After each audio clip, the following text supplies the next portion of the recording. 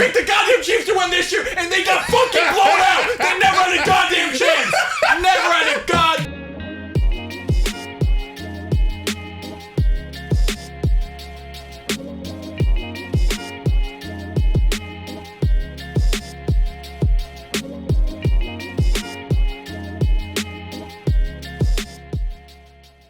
Hello and welcome back to a brand new episode of the Pick a Side podcast. My name is Joel Moran and now I'm here with River Brown, Angel Velez, and Joe Dells. And this is now episode 504. We have to do the applause. We have to improvise it because it doesn't show up on the soundboard anymore. But nice. Episode 504, fellas. Today we're going to reveal our power rankings, the contenders, the top 8 teams in the NFL cumulatively, and our top 10 quarterbacks in the NFL.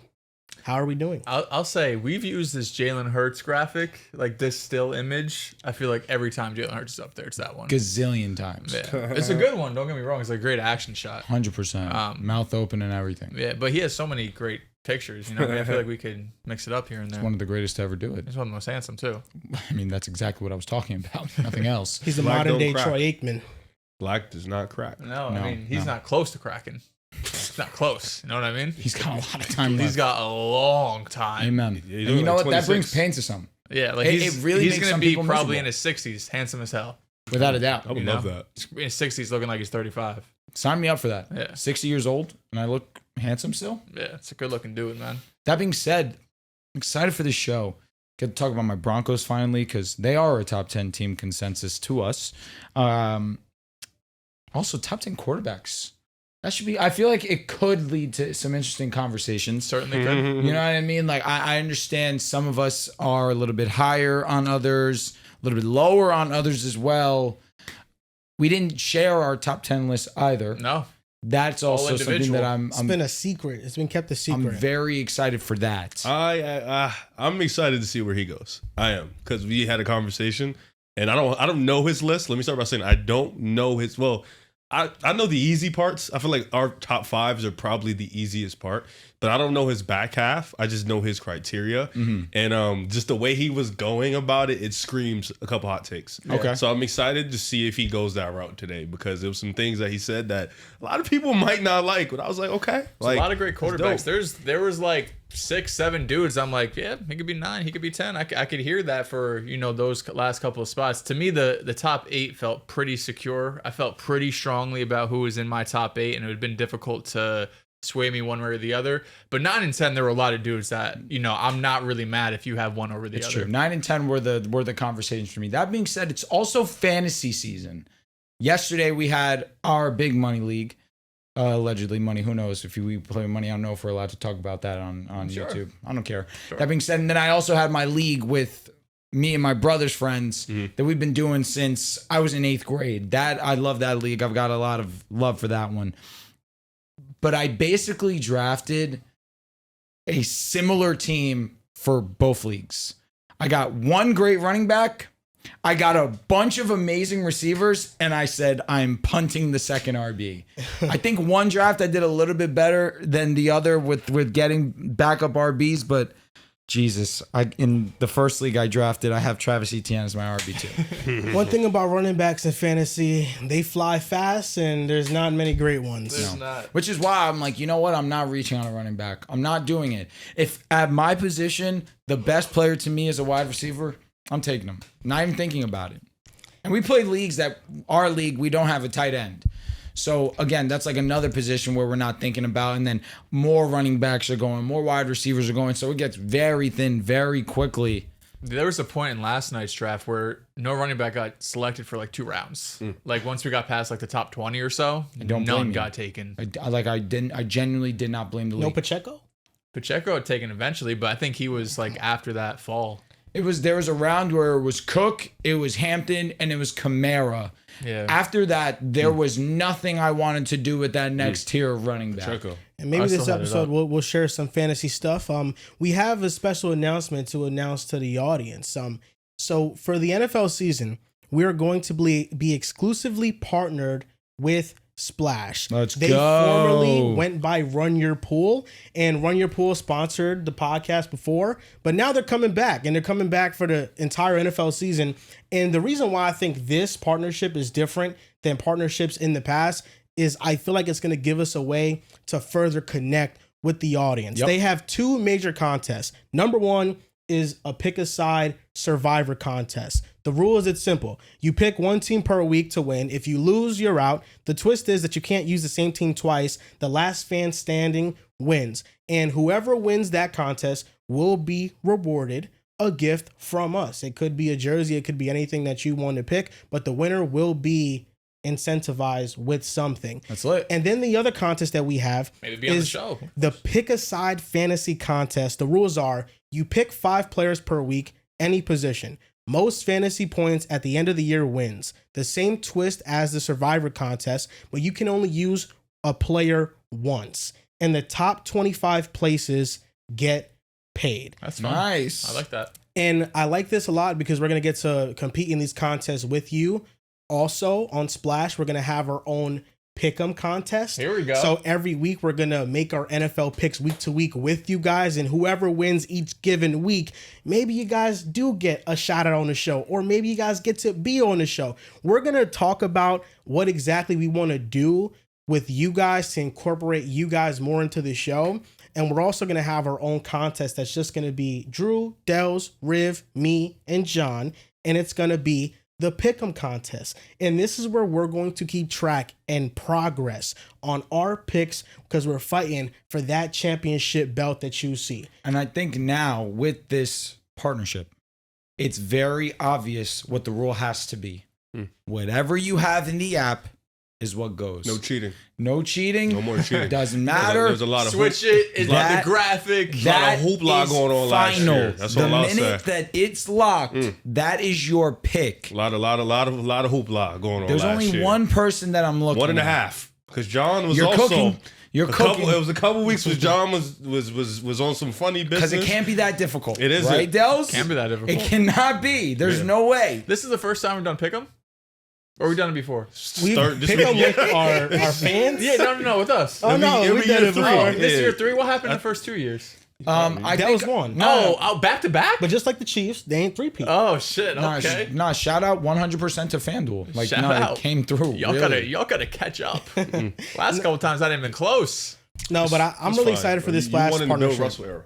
I'm excited for this Splash partnership because we're going to play with you guys each week. Yes, we are. And just to let you guys know what you should expect every week from us, Monday is going to be the reaction to the NFL week that just happened. Wednesday will be our picks for the week. And then Friday will be a mixture of some fantasy stuff and also some NBA stuff, depending on what's happening in the NBA, because right now it's a little bit of a dead period in it. But that's the type of content that you should expect from us moving forward. So that's the first major announcement. We're partnered with Splash, and they have quick payouts. You can trust them with your deposits, and it's going to be a great way to connect with us, and it's going to be a great way for, if you win, to come up in the leaderboards and win some prizes, whether it's a jersey, a spot on the show, etc. We're going to have the link in the bio. And the second announcement is that we're moving, fellas. Moving to... We're gone. The Big Apple. Yes, moving sir. to New York City. I'm excited, man. And we're moving to a brand new studio setup that should look much more professional, and we are gearing up for the NFL season for that. Mm-hmm. It was a matter of time until we glowed up.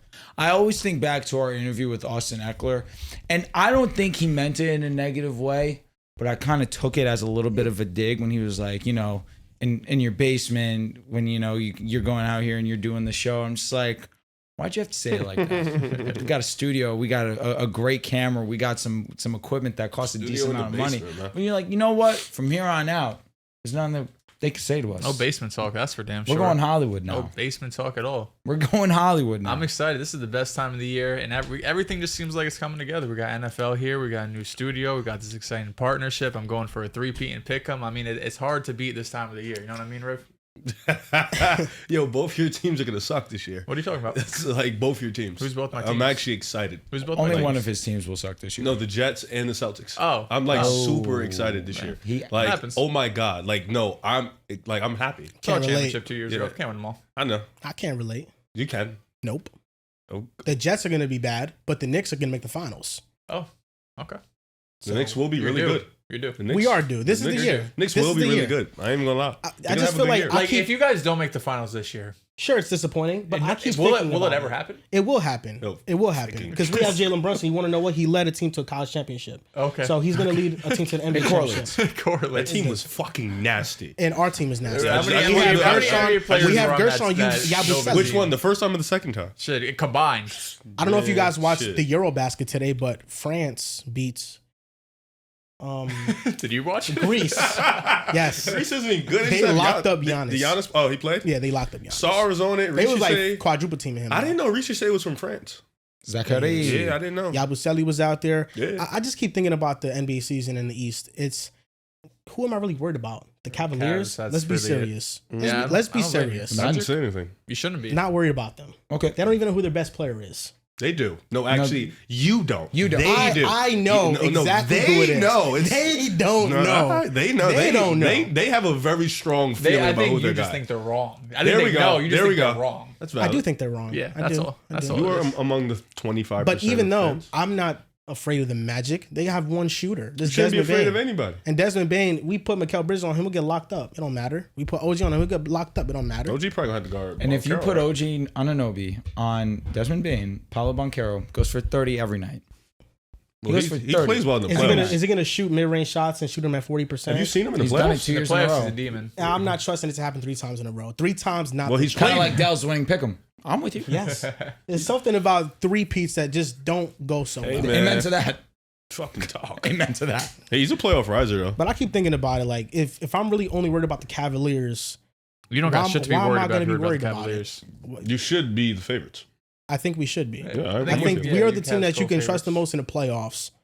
I think the Cavaliers have a high ceiling because of Evan Mobley. If he comes back even better, I am a little bit scared. And if Garland's healthy, but to Shouldn't be this scared of point, nobody. Garland has not been healthy in the playoffs. Yeah, you So what shouldn't am be I scared of? And You Jalen shouldn't Brunson's be. better than D. Mitch. So Oh yeah. Okay, yeah. I would take him over D Mitch. yeah, I would too. I mean, come on. Are you look at trying the, to look like? at Are the you trying playoffs. to bait me? Like, It it's sounds not- like he's yeah, trying it's to not bait you. working. Yeah. I'm not trying. I'm just trying to tell you how I feel honestly about I it. think Riv's Yes. realistic about the Cavs, which I appreciate because he's usually not realistic. I mean, it would be crazy if I sit there and say they're just gonna walk away. Like I didn't even think they were gonna walk through the East last year. So why would I think that this year? Okay, I get you. Less competition this year. Yeah, but the Knicks are still around. Yeah. It'll still be a Solid team. 7 game series. Yeah. You guys in or Sure. out on Philly this year? Out. I don't know. Embiid hasn't touched the basketball. It's killing me. Yeah, I don't think I'll ever be in on. I got a question for you guys. If Tyrese Maxey was up to get paid this offseason, do you think they still would Yo, have I paid him? saw that shit you said on Hampton's show. Yo, you gotta stop. Why wouldn't they He pay said Maxey? he said that the only difference between Him and Maxey Cam and Cam Thomas. Thomas is like name brand or some shit like that. What are Like, we doing? It was just something that wasn't basketball related, and it was kind of just It's like the harassment versus flirting thing. Yo, it's mad disrespectful to Tyrese Maxey. like, Tyrese Maxey, if extremely. he's the best player on the team, you're winning 20 games. Okay, sure. If the team's dog shit, probably. I mean, what's that proved? You could say that about so many players. No, because our argument really was I had Maxey outside of the top 10 in the top 25, under 25 list. And he told me who was over him? Yeah, I'm curious. Who's 10? LaMelo Ball was over him. Well, that's a team that wins 20 games. I had in place. Scotty Barnes You didn't over have to do him. that. It's what he said is the argument. Scotty Barnes. I had But Scotty what team Barnes that- over What does him. that have to do with the Sixers not paying Mac? Like they're going to pay him. I think that regardless. this offseason, NBA front offices collectively were more out on the 6'2", 20-point per game volume scorer guard that has average playmaking and average defense. So I think that had Maxey been up for a contract this offseason, maybe they reevaluate I and mean, the guy that they had don't 40 in the max playoff. him. I was going to say I he was understand. elite in the playoffs. I understand. He's I, also he had a great good year off-ball last player. year, Yeah, too, he's in a pretty fucking, great off-ball I player. think terrible Maxey's a situation, little huh? bit of a different situation, but I had LaMelo Ball over him. That was the main argument we got into.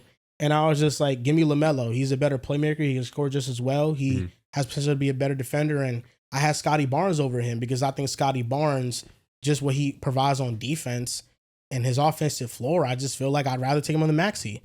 I think he's a better player than Maxey overall. Scotty Barnes, I do. Potential or right now? Just right now, I do think. I just think that right now he's in a role where he was forced to be a number one scoring option when that's not his game. I like it. It's interesting I don't- because I don't I think hate it. Maxey as your number 2 scoring option has shown he could fit and it works, right? Yeah. Scotty hasn't really. So it wasn't more so as a number 2, you said, correct? Yeah, Okay, Maxey, in the yeah. situation that wins. Okay, agreed. That's what I'm saying. Agreed. It's just Scotty's Maxey's is he just a so number much more 2 kind of pluggable because of his guy? offensive game. But I will say the Raptors did make the playoffs while Scotty was a number 2. Was that with Fred in them? Correct. as a rookie. With Siakam. Yeah. Yeah, That's what I mean. He showed that. Not that Tyrese Maxey wasn't better than he was in the playoffs. I'm not saying that. Yeah. He also was All-Star, Scotty Barnes. He is a more well-rounded player than Maxey. Better defender, definitely. For sure, but that's also because his Size. God-given talents. Yeah. You know, there's nothing you could teach him about height and stuff like that. But Maxey is athletic and his jump shot's better. Maxey's, better. I don't know, man. Right now, Maxey's better. I think I'd have Maxey over Scotty. over Scotty Barnes. Yeah. I think potential, got it. Potential Maxey's for sure. Maxey's efficiency was better this season than I gave him credit for, if I remember he was correctly. decent It was like 45% from the field, which isn't bad considering he averaged 26. I mean, Maxey can play on ball. He can play off the ball. He's That's one of very the true. Best 3-point shooters in basketball. He's a flamethrower. I get the playmaking did improve. It's not great. It's all right. You know, defense obviously 6'2". Fuck We you gonna do? disagreed over this ranking because I had Amen Thompson over Maxey too. That is valid. I would do that. He had Maxey over Şengün, Franz Wagner, LaMelo Ball, and Scotty Barnes. The only one, like, objectively I would disagree right now would probably be France. And then he really lost me when he had Jalen Green at 14 over Cooper Flagg. Oh, what are we doing? Jesus Christ. Flag's not played a game of basketball. True. There's not a single person in the NBA taking Jalen Green over Cooper Flagg. And he's at 35 mil. Let's cut it Is there off. anyone but yeah. taking Dylan Harper over Cooper Flagg or Jalen People are Green? taking Dylan over Jalen. So the argument wasn't Cam Thompson's just as good as Maxey. I know Maxey's better. It was they are the same archetype of player. And it was basically evaluating the archetype. And Are they, though? Cam Thomas with the Nets scored a lot of points and lost. And this past season, Maxey scored a lot of points with the Sixers and lost games. But both of them were viewed completely differently. Because, they're viewed completely different. Of Not the because playoffs, of, right? because of the season prior.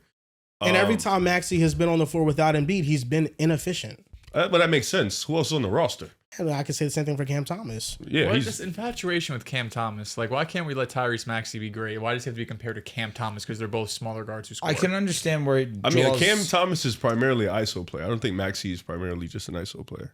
he has Harden and Embiid to thank for that. Like, Maxey's he's kind just of better put in at that everything. situation where it's either you do this or you don't thrive the way that you probably should. What- But some Which players credit would- to him. better. Some players would struggle with that. 100% though. Like, agreed. not having the ball, like for him to Agreed. be able to play off ball. Cam and on Thomas ball. probably does nothing better. Nothing I better. just think that they're No, he's a similar. better isolation player. They're a similar archetype. That's my thing. Yeah. And that's why I said I think Maxey's high because I think the NBA collectively is lower on that archetype. Are they just a similar archetype because of the height and size? Height, size, scoring. What else would they do? Because play style, they're not similar archetypes. No, I know, but like size, scoring. What else would they provide? That's good. Transition offense? I think he's just putting scoring in a vacuum. Yeah. Oh, Yeah. Okay, Yeah. okay. But transition offense is huge in today's NBA. But there's a lot of players in similar archetypes, and there's players that are a lot better at that archetype. So it's, you know what I mean? Like Tyrese Maxey is a 6'2" shooting guard. He can't Yeah. play point. I know what you're saying. He can't thrive as a real point guard. So he's really a 6'2" shooting guard. And that archetype collectively, I think, this offseason, NBA was just like, that. Let me I don't ask you a know. question. Is Tyrese Maxey not like the poor man's version of what Kyrie Irving is? Like, short guard, can score the basketball efficiently. It's just Tyrese is not as efficient as Kyrie.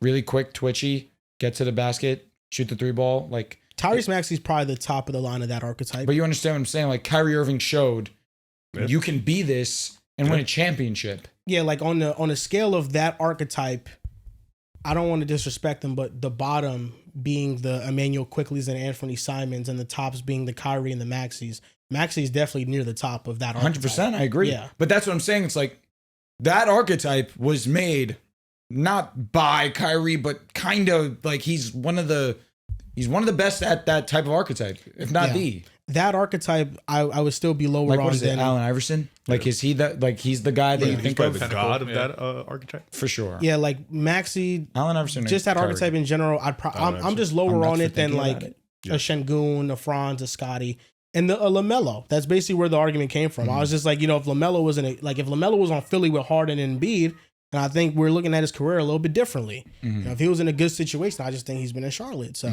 that's where I was at with it. I just think sometimes, you know, those physical tools really matter. You know, you being 6'7" and 6'8" versus 6'2", you know, the way you can defend in a playoff setting, it's just, you know, you add more value to a team that way. Yeah, I will say Maxey in the playoffs, though, he was great. He doesn't really get picked on too much, you know? Obviously, you pick on the smallest guy there is. But I get it. The archetype is definitely a dying archetype, but we do have some great guys in that archetype. Now, we're going to get into the top 10 quarterbacks in the NFL first. Quarterbacks first, okay. We get into let's have fun. Into the power rankings. Let's start off hot. Any honorable mentions? Anybody you want to mention that didn't make your list that you felt bad about? I had a few honorable mentions. Like I said, that 9-10 range it's difficult. The guys that were just off my list were Jordan Love, Geno Smith, and Baker Mayfield.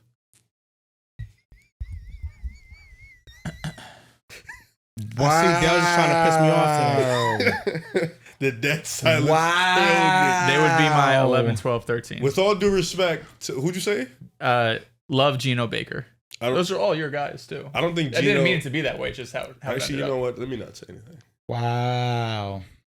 I'm floored. I have Jordan Love comfortably in my top 10. Here's my 11. I'm also going to reveal I do have Jordan in my 10. I'm not mad. Top 10, I should say. I'll say honorable mention, Baker Mayfield. I do think correct with the 2 seasons he's had this past year, he's definitely been able to put himself in those conversations to be around there. I just think these other guys have a bit better physical tools. I do think they're just a little bit better. I do think, honorable mention, of course, Jared Goff. Got to give him a little bit of love just because he has been a steady guy for that ship in Detroit. Do you have to show him love? I mean, we're showing guys like Geno Smith and stuff love. I feel like we could show Jared Goff that same love. I think that's a fair. He may not show up. He's been consistent. He may not show up with the lights are bright, but he's been a consistent dude for that Detroit team. So those are 2 honorable mentions, guys. So one thing I say about love. what you said, Dels. We're getting there. You fell off. Del said this earlier. Del said that his top 8 was comfortable. So I'm expecting that his 9 and 10 are 2 players that I don't have a problem with. Agreed. I think I know who one of them is at minimum. It's probably Hurts and it's probably CJ Stroud. And not to reveal anything, but we won't reveal it till we get there. Yeah, we'll reveal it when we get there. But my honorable mentions, it was hard to put them outside of it. I think they all have a solid argument for it. Just to break it down, I was talking to Riv about it, but like the criteria that I use for it. Because there's many different ways you can go. You know, some people's lists are going to be based off of winning. If you win, you're ahead of this guy and that guy. The other criteria is using pure stats. And I think that if you use pure stats, there is a very solid argument to be made for Brock Purdy being in the top 10. And if you don't want to count the big game performances and the wins, I think Tua has a solid argument if you want to put him in the top 10 based on numbers alone. Yeah, because over the last 2 years, he's been 4th in EPA per play. So there is a solid argument for him, and the framework of that could be argued. I just thought the best way for me to rank the quarterbacks, because I didn't want to dive in to every single little nuanced stat. Good for you. And every single makes you feel win these quarterbacks have is I broke it down into traits. I used 6 traits. It was arm talent. How tall you are. It was accuracy. It was pocket presence. It was playmaking ability. It was anticipation. And it was decision making. I did not put durability into this because I didn't want to really ding guys for not being healthy.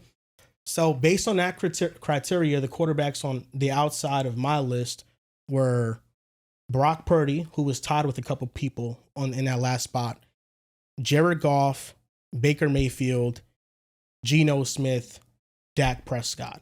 Those were the 5 just outside of my list when making that criteria. And based on that criteria, it's a lot of quarterbacks that scored the same score. It's just one trait of theirs was higher than the other. Like, for example, Dak Prescott was really balanced all around. There really wasn't anything that was a major flaw with him. With Brock Purdy, his big ding was arm talent. I gave him a 5 out of 10 for arm talent because I think it's an average arm. But he graded very well with his anticipation and his pocket presence. So we've come a long way. A lot of these quarterbacks, they basically graded out differently. And the guys that were in my top 10, it's either like the elite guys were basically pretty perfect across the board. The guys outside of the top 5, it's maybe one attribute that was a little bit lesser. And, I'm excited to reveal it. But yeah, that's how I did my list. We went from, like, just looking at it, we went from Brock Sam Purdy. Darnold would, you know what I mean? Brock Purdy is like the least most important dude on the roster to now he's hovering around top 10 talks, man. They need to. They paid him $200 million. It's just the improvement on the game. Just improvement on just you know what built, it is sometimes, Riv? Sometimes you're in such a great situation that people don't want to look at what you do and just say you're just in a perfect situation. And then we saw last year when it was far from perfect situation, you're like, holy shit, Brock Purdy still kind of looks like the same guy even when he had all of his weapons and the offensive line was better and everyone was healthy. And this is what I talked to Riv about. And this is Brock Purdy to me. Well, this is all day in terms of the attributes, in terms of the because it's out of 60, so it's how much you score out of 60. Purdy and Hurts had the same score, 46 out of 60. Because with Hurts, his decision making to me was a 10 out of 10. I don't feel like he makes mistakes, but I think his pocket presence is really the major knock in his game. He has the highest sack rate of all these quarterbacks behind the best offensive line. So I was telling Riv, I think Brock Purdy was a throwaway from being talked about the same way Hurts is being talked about now. And you measure the last 2 regular seasons, Brock Purdy has outperformed him in the regular season. In the playoffs, Jalen Hurts has had that advantage. But Brock Purdy this past season debunked the narrative that he needs an elite tier of supporting guys to play at a high level. He was 7th in QBR this past year, and Hurts was 10th. So I was telling him, we're really not that far off from Purdy being talked about in the same way. And a year later, the perception on him has completely changed to where he's not in the conversation at all. And in that Super Bowl game, he was pressured the 5th most of any quarterback in the Super Bowl. The only quarterbacks pressured more in a game in the Super Bowl were Mahomes twice in 2025 and 2020, were 2015 Cam Newton and 2016 Matt Ryan. Basically 4 pockets that were hard to manage. 3 of them really with the 2015 Cam and the 2 Mahomes ones where it was just abysmal play. And those are the circumstances Purdy dealt with in that game. And, in the Super Bowl, Hurts hasn't dealt with those same circumstances with the protection because his protection has held up very well. So, and, that's what me and Riv were talking about last night. Very interesting. Very interesting. I agree with a lot of what you guys are saying. I gave a little bit more respect to Dak, just slightly. I do have CJ Stroud just on the outside looking in. He would be my number 11. That's my honorable mention. No K1, no Purdy, no Goff, of course, no Tua, and no Geno. I don't know if I already said that, but regardless, those are the guys on the outside looking in and no Bake. Baker had an amazing season. I feel like he's a guy that, as the years have gone on, there's no guy that's earned my respect more than Baker Mayfield. The way that he's completely turned around his career and the way that we look at him with his tenure in Tampa Bay, you have to do nothing but respect him. You may not like his footwork in the pocket. You may not like his jitteriness. Sometimes his decision-making may not be the best. But he has results, and he has played at a high level in big game situations as well. I will give him his due diligence, no doubt. That being said, just to start us off, my number 10 is Dak Prescott. I feel like Dak Prescott over these last couple of seasons has gotten a lot of disrespect, and I think that some of it is self-inflicted, like that game versus the Packers, where a lot of his stats did come in garbage time when the game was well out of reach and the Packers had already moved on to the next round. But that was after having an amazing regular season. Dak Prescott is who everybody thinks Lamar Jackson is. Amazing regular season. Come postseason time, they think Lamar Jackson is just a choke artist, terrible. Unfortunately, that's been Dak outside of his rookie season. His rookie season and the game versus the Seattle Seahawks, Bucks 2. Yeah, Bucks he has 3 games, ironically, all first-round games, where he's played really well. It's when you get into that second round that Dak Prescott really starts to crumble. I watched versus the Niners where Purdy had his most human game that season, his first season, and Dak found a way to play worse than that. Dak was by far the worst player for the Cowboys, did not play well. The first time they matched up versus Jimmy G, I don't know what's going on in his head. He goes and he scrambles and slides with no timeout. That's on him. That's also on McCarthy for poor clock management. But it's undeniable regular season. Dak Prescott is an amazing quarterback. He also has the counting stats to go and prove that he is an amazing quarterback. He has the ability to extend plays and make some high level throws on the run as well. Yes, he doesn't have the best supporting cast, and as the years have gone on, the offensive line's gotten a little bit worse. Yes, you do have CeeDee Lamb, but I've seen him have great connections with a Michael Gallup, great connections with a Jake Ferguson, a Dalton. Now I'm blanking on his name. Schultz. Thank you very much. He's gone and lost players. Amari Cooper. It doesn't matter who comes to this offense. Dak Prescott is still going to lead high-powered offenses. And last year, yes, he was dinged up, but when he played, he wasn't bad. Year before that, he was excellent. It's just unfortunate that he has these playoff woes. I still have to respect Dak. He has everything I want in a quarterback except for high leverage moments. For that, I put him at 10. I'll piggyback off that because my 10th guy is Dak. I do think, for me, the word I can describe him is steady, because I think in the regular season, he is that. He is the definition of that, where if he's healthy, he's playing, you get steady quarterback play. Even at moments, you get extremely high-level plays. I remember that MVP year where we were talking about it heavily, where his last 4 or 5 games was where he could have won MVP, because I think it was the Ravens, Philly. It was like just big games. And, you know, we've been waiting for those moments from Dak, it feels like, throughout his whole career, where it's big game Dak. In those moments, can you come out and can you show out? And sometimes we get kind of the opposite of that, where, you know, he's great in the regular season and in the playoffs, kind of see him fold up. But in just terms of just quarterback play, I think he gives you that in the regular season, high level, top 5, top 7-ish quarterback play. If he's healthy, him and CD have that amazing connection. And like you mentioned, guys have come and gone in that Dallas offense, but Dak has been the steady driving ship with this team.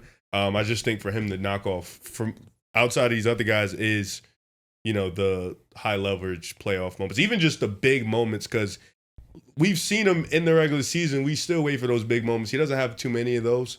But I do think Dak still, for me, is a top 10 quarterback just because of what he can provide. Like you mentioned earlier, and we were talking about this other day, he doesn't really have a weakness in his game. He's really good in the pocket. You know, he has good arm talent. He has good accuracy. You know, he can make plays, extend plays. Like, he's a really good quarterback from top to bottom. It's just those moments he needs them. I think he's the most underrated quarterback of the era. He's performed since he stepped in as a rookie. And I think Dak, what you said is perfect. I don't think there's a major weakness in his game. There just really isn't one thing that is elite, top of the end. Like, I think how he handles things pre-snap and post-snap is with the best of them. But in terms of arm, is not elite. His accuracy is not elite. Like, there's just not one trait that he has that I think is elite, but he's really good to great in every area. And what you mentioned about Baker too, I think it doesn't feel like it, but he's had 8 different coordinators in his career. Yeah. Offensive coordinators. You know, he lost Dave Canales and he put up numbers with Liam Cohen, and we're going to see if he can replicate that this upcoming year with a new OC. You know, he's gotten multiple people hired throughout his career. Yes. And I think just his knock is the fact that he takes a lot of sacks. He took 40 sacks behind an elite offensive line. But Baker Mayfield is very productive, and even though the offense featured a lot of rhythm throws and easy yardage, he was first in screen yards, he was top 10 in play action yards, that only accounted for 2,200 of his 4,500 yards. Yep. He threw for 4,500 yards, which means that it wasn't even 50% of those yardage that came from, you know, his yards. So everything else was difficult. And this is back-to-back years where he's been the top 5 third-down quarterback in the NFL. And that's where I feel like you get paid. That's where you extend drives. And Baker has done that. Who's your top 10? Who's your 10? 10 was Dak Prescott, too. Hell yeah. Yeah, so round table. Or I guess, Joel, you haven't revealed yours. No.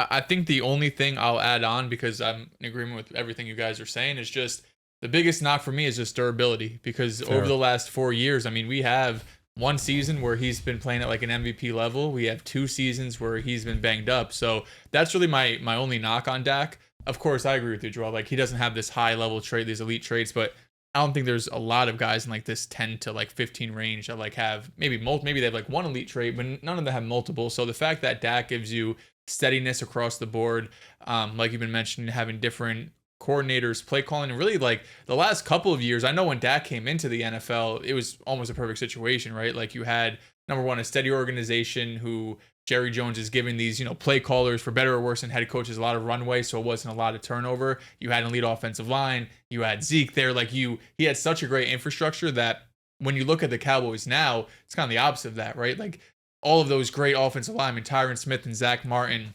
Travis Frederick, they're gone now, right? They've been phased out, they've retired, or they've just fallen off and moved on. Same thing with the weapons, like outside of CeeDee Lamb, they've been trying to find guys, but haven't been able to find a reliable number two. In the last 2 years, this year and last year, the running back position has been one of the worst in football. Rico Dowdle, as the year went on last year, was solid, but I remember watching Dak in the first half of last year before he went down to injury, really, and Rico wasn't the main guy. I was like, damn, this is hard to watch. It's really difficult for a quarterback when the defense knows you have to pass the ball because you can't run the ball consistently. I Dak at 10.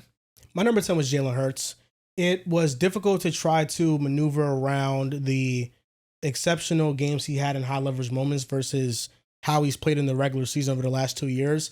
I feel like we do it in the opposite spectrum with other quarterbacks, where I think a perfect example of this is Justin Herbert, where he's elite in the regular season and then he's not good in the playoffs. He's a step below, and that is what he gets knocked for. And the regular season for him does not matter, and the sample size just gets overlooked. With Hurts, I feel like it's the opposite, where the NFC Championship and the Super Bowl game is where he gets propped up, and we ignored the last 2 regular seasons, where in 2023 he was dealing with bad play calling. His play was very up and down. In the playoffs, when he got there, he had a bad game against the Bucs. And then this past regular season, I thought that his play was very average. There was a lot to be desired from his play in a regular season. And then in the playoffs, the first game against Green Bay, only 15 quarterbacks had a worse success rate over the last 15 years than him in that game, and they all lost. He won. And then versus the Rams, he was bad too. Before the NFC Championship and the Super Bowl, which I'm not ignoring that sample size, but he played 3 straight bad playoff games to that point. His team was great enough to the point that they could win those games that he played poorly in. And I think a lot of other quarterbacks, they don't have that type of luxury to be surrounded by that team. And I think it's about giving proper credit all around to just how historically great the Eagles were. This is the best defense in football, the best defensive line in football, a top 3 secondary, the best linebacking core in football last year, the best offensive line in football, a top 3 weapons room in football, the best running back in football. It's a picture perfect situation. And Jalen Hurts gets credit for playing a high level of football in the biggest moments. But when I did it attribute by attribute, there were 2 that really stuck out, which was the decision making and his accuracy. I think those are top of the line in the league. But then there are 2 places where he kind of gets brought down, and that's the pocket presence, and that's the anticipation. I feel like he's more of a see it thrower. A lot of last year, I felt like there were receivers breaking open that he wouldn't throw to. He'd be very late to them. So I think those are the 2 major areas that he got knocked in, but then all around he was very steady. So that's where I had Jalen Hurts ranked. It's hard to try to take away the sample size from the regular season and the playoffs and try to combine it and come up with a similar result, because I feel like in this climate of football, the playoffs weighs for like 80% of your ranking, and then the regular season is like 20%. And to me, I just don't think that's accurate. I think it should be more of even keeled. Playoffs should matter more, but you need the regular season to make the playoffs. And, Jalen Hurts, the last 2 regular seasons, has not played like a top 5 quarterback. He's been a borderline top 10 quarterback. I think it does suck that the last 6 weeks of 2023 went the way that they did, because I still stand on it. It was amazing. Like, watching Jalen Hurts was an experience. He was slinging the rock. He was still effective on the ground. Didn't look as effective because I think that's when the knee started to bother him. It was awesome. The first 11 weeks were great. I thought he had some clutch situations as well. That game versus the Bills will always stick out to me. He was tit for tat with Josh Allen. And then the last 6 weeks happened in the game versus the Bucs, and I can't disagree. It's not about your start, it's about your finish. And the Eagles as a whole, including Jalen Hurts, really fell off. This regular season, it was evident that their claim to fame was their run game, and of course their defense. But Saquon Barkley was arguably the best offensive player in football last season. You knew what was happening. Yes, it was Saquon, but Jalen also plays a hand in the fact that you really can't guard Saquon straight up because you have to worry about Jalen Hurts. But of course, that's not taking anything away from what Saquon did. Saquon was the best player on your offense by a significant margin. Best player on the team. Without a doubt. One of the best players in the league. I just look best to player. situations where they've tried to take Saquon Barkley out of the game. And in those situations, we've seen Jalen Hurts step up and play high-level football. The first game that comes to mind, of course, is the Super Bowl. The Chiefs came in with a game plan. We are going to stop Saquon Barkley at all costs. It does not matter. We are going to force Jalen Hurts to be great and be the best player to beat us. He did. And now they're Super Bowl champions. He was Super Bowl MVP. The game versus the Steelers. Jalen Hurts had probably his best passing performance outside of the Super Bowl in that game versus Steelers. Steelers defense was riding high. They were great. Understanding that the Eagles do have the best offensive line. Steelers defense is still great, although their secondary can be a little bit better. Jalen Hurts went out there and he dotted them up. Probably the best pass performance he had all season long. When you call his number, he answers. That's what I've seen outside of that Rams game. But I still give him a bit of a pass on the Rams game because it was snowing and he was playing banged up. So that's where I think you just explained it. He plays well in that Steelers game. The week before, I think it was against Carolina. And that was terrible. He was awful. Yeah, so it's like he answers the call in the big moments, but throughout the regular season, it was more so every other game. It was more so 3 games of and then And to me, it's like a lot of these other quarterbacks, they got to be every game. They got to be 9 out of 10, 10 out of 10 for their teams to win. And you're pointing at... that guy got to be 10 out of 10 every week. Who? Shit. Patrick? Oh, shit. Well, yeah. Every week. Yeah. He wasn't 10 out of 10 against us. They were second in time in possession this in 2024 because they had prolonged drives. Okay. He was the best third down quarterback in the NFL. He's still the best in the league. Spoiler, that's my number one, Mahomes. Still the best in the league. I acknowledge that. He wasn't a 10 out of 10 every week. They didn't go 15-2. No, but He was kind of weak last year. Mahomes wasn't a 10 out of 10 every week, but he was 8 or above every week. That's where he was. And he was the best third down quarterback in the NFL. I mean, I thought Mahomes, he was still my number one too. He felt a little underwhelming last year. Obviously, things change, right? The way they play him is different. 100%. He doesn't have prime Tyreek Hill anymore. He doesn't have Guys the are weapons banged to up. do it. But I think we could also be honest. Like Patrick Mahomes, he didn't play at MVP level last year. You It's know what okay I mean? Like, to it's acknowledge fine. that. He's still the best. Yeah. We just can be honest. He wasn't Patrick Mahomes. I'm if not every mad at- quarterback lost their number one weapon, I think they wouldn't have the MVP level season. Some guys don't have number one. I was going to weapons, say you know? Josh does not have one. Neither does And he Lamar. was arguably the best in the league last The season. strength of their offense was the offensive line. Had he lost Deion Dawkins, we're seeing What a about- major what about Lamar? regression. Now we're just changing conversation because If if he you doesn't lose have your Zay wide Flowers receiver for the year, one, He's been had Deion Dawkins though. Josh lost Stephon and won MVP. Patrick Mahomes lost Tyreek Hill and won MVP. I'm not comparing 2022 to 2024. That 2022 season clears. Yeah. What I'm saying is that Go It clears what Josh did last year. Mahomes didn't just lose Rasheed Rice, but the left tackle situation was bottom barrel the entire year. And Josh Allen, that's why I don't even have to take a receiver away from the offense. If I take Deion Dawkins away from the offense, you're going to see that blind side bother Josh Allen throughout the season. And that's Mahomes didn't have comfort. They had to move Joe Tooney to left tackle. Okay, I see. When you change it to that, fine. But you said number Wide one receiver option. one. But I gave you an answer. Here's where the final thing Lamar I say about Jackson Hurts. is wide receiver one. There is no wide receiver Is a one. wide receiver two. I think Zay Hurts, Flowers nice though. He's still nice. I think Hurts is he is the most interesting quarterback in the league because of this very reason. 2024, it was a mediocre regular season. 18 passing touchdowns, below 3K passing yards. With the offensive line and offensive weapons that he has, Shit ton of rushing touchdowns. and Go on. Yeah. yes, I understand. He did have a lot. I mean, it's over 30 total when you take that I into understand. account. This QB sneak, tush push. It's him. Gotta But- get there. It's like Cam Newton at the one. Like, would you Gotta not get, give gotta it to get Cam? Gotta get to the one. Would to have you a rushing not give touchdown, it to you know what I Cam? mean? Yeah, I saw, it's just- Buffalo try it, and the shit ain't working in the It's just playoffs. those drives are like, some of those drives are like 80% Saquon, and then like the one, we're not going to get the touch on a Saquon. Here, Hurts, you do it. But okay, It's because it's a for sure touchdown. this is time. I think with their offensive line, they run a halfback dive. It's a for sure I touchdown. do think if you swap Saquon as the Saquon's guy taking getting a the hike. ball and Jalen pushing. It's too much. It's No, not I guaranteed. understand, Like, we just true. it's too much guarantee. Like, that's a hypothetical. But what we do know we ain't got time is for that that. you get a ball to Jalen's to touch. Saquon's an elite pusher, man. even Keep him Saquon there. know what's up. Like, That man can push. push the He so can he push. push the touch. Yeah. The reason why he's interesting that is ass. because if last year was really him game managing and having Saquon have the glory, and this year, let's just say there's a mindset shift with the Our Eagles, schedule's tough. and they say, you know what?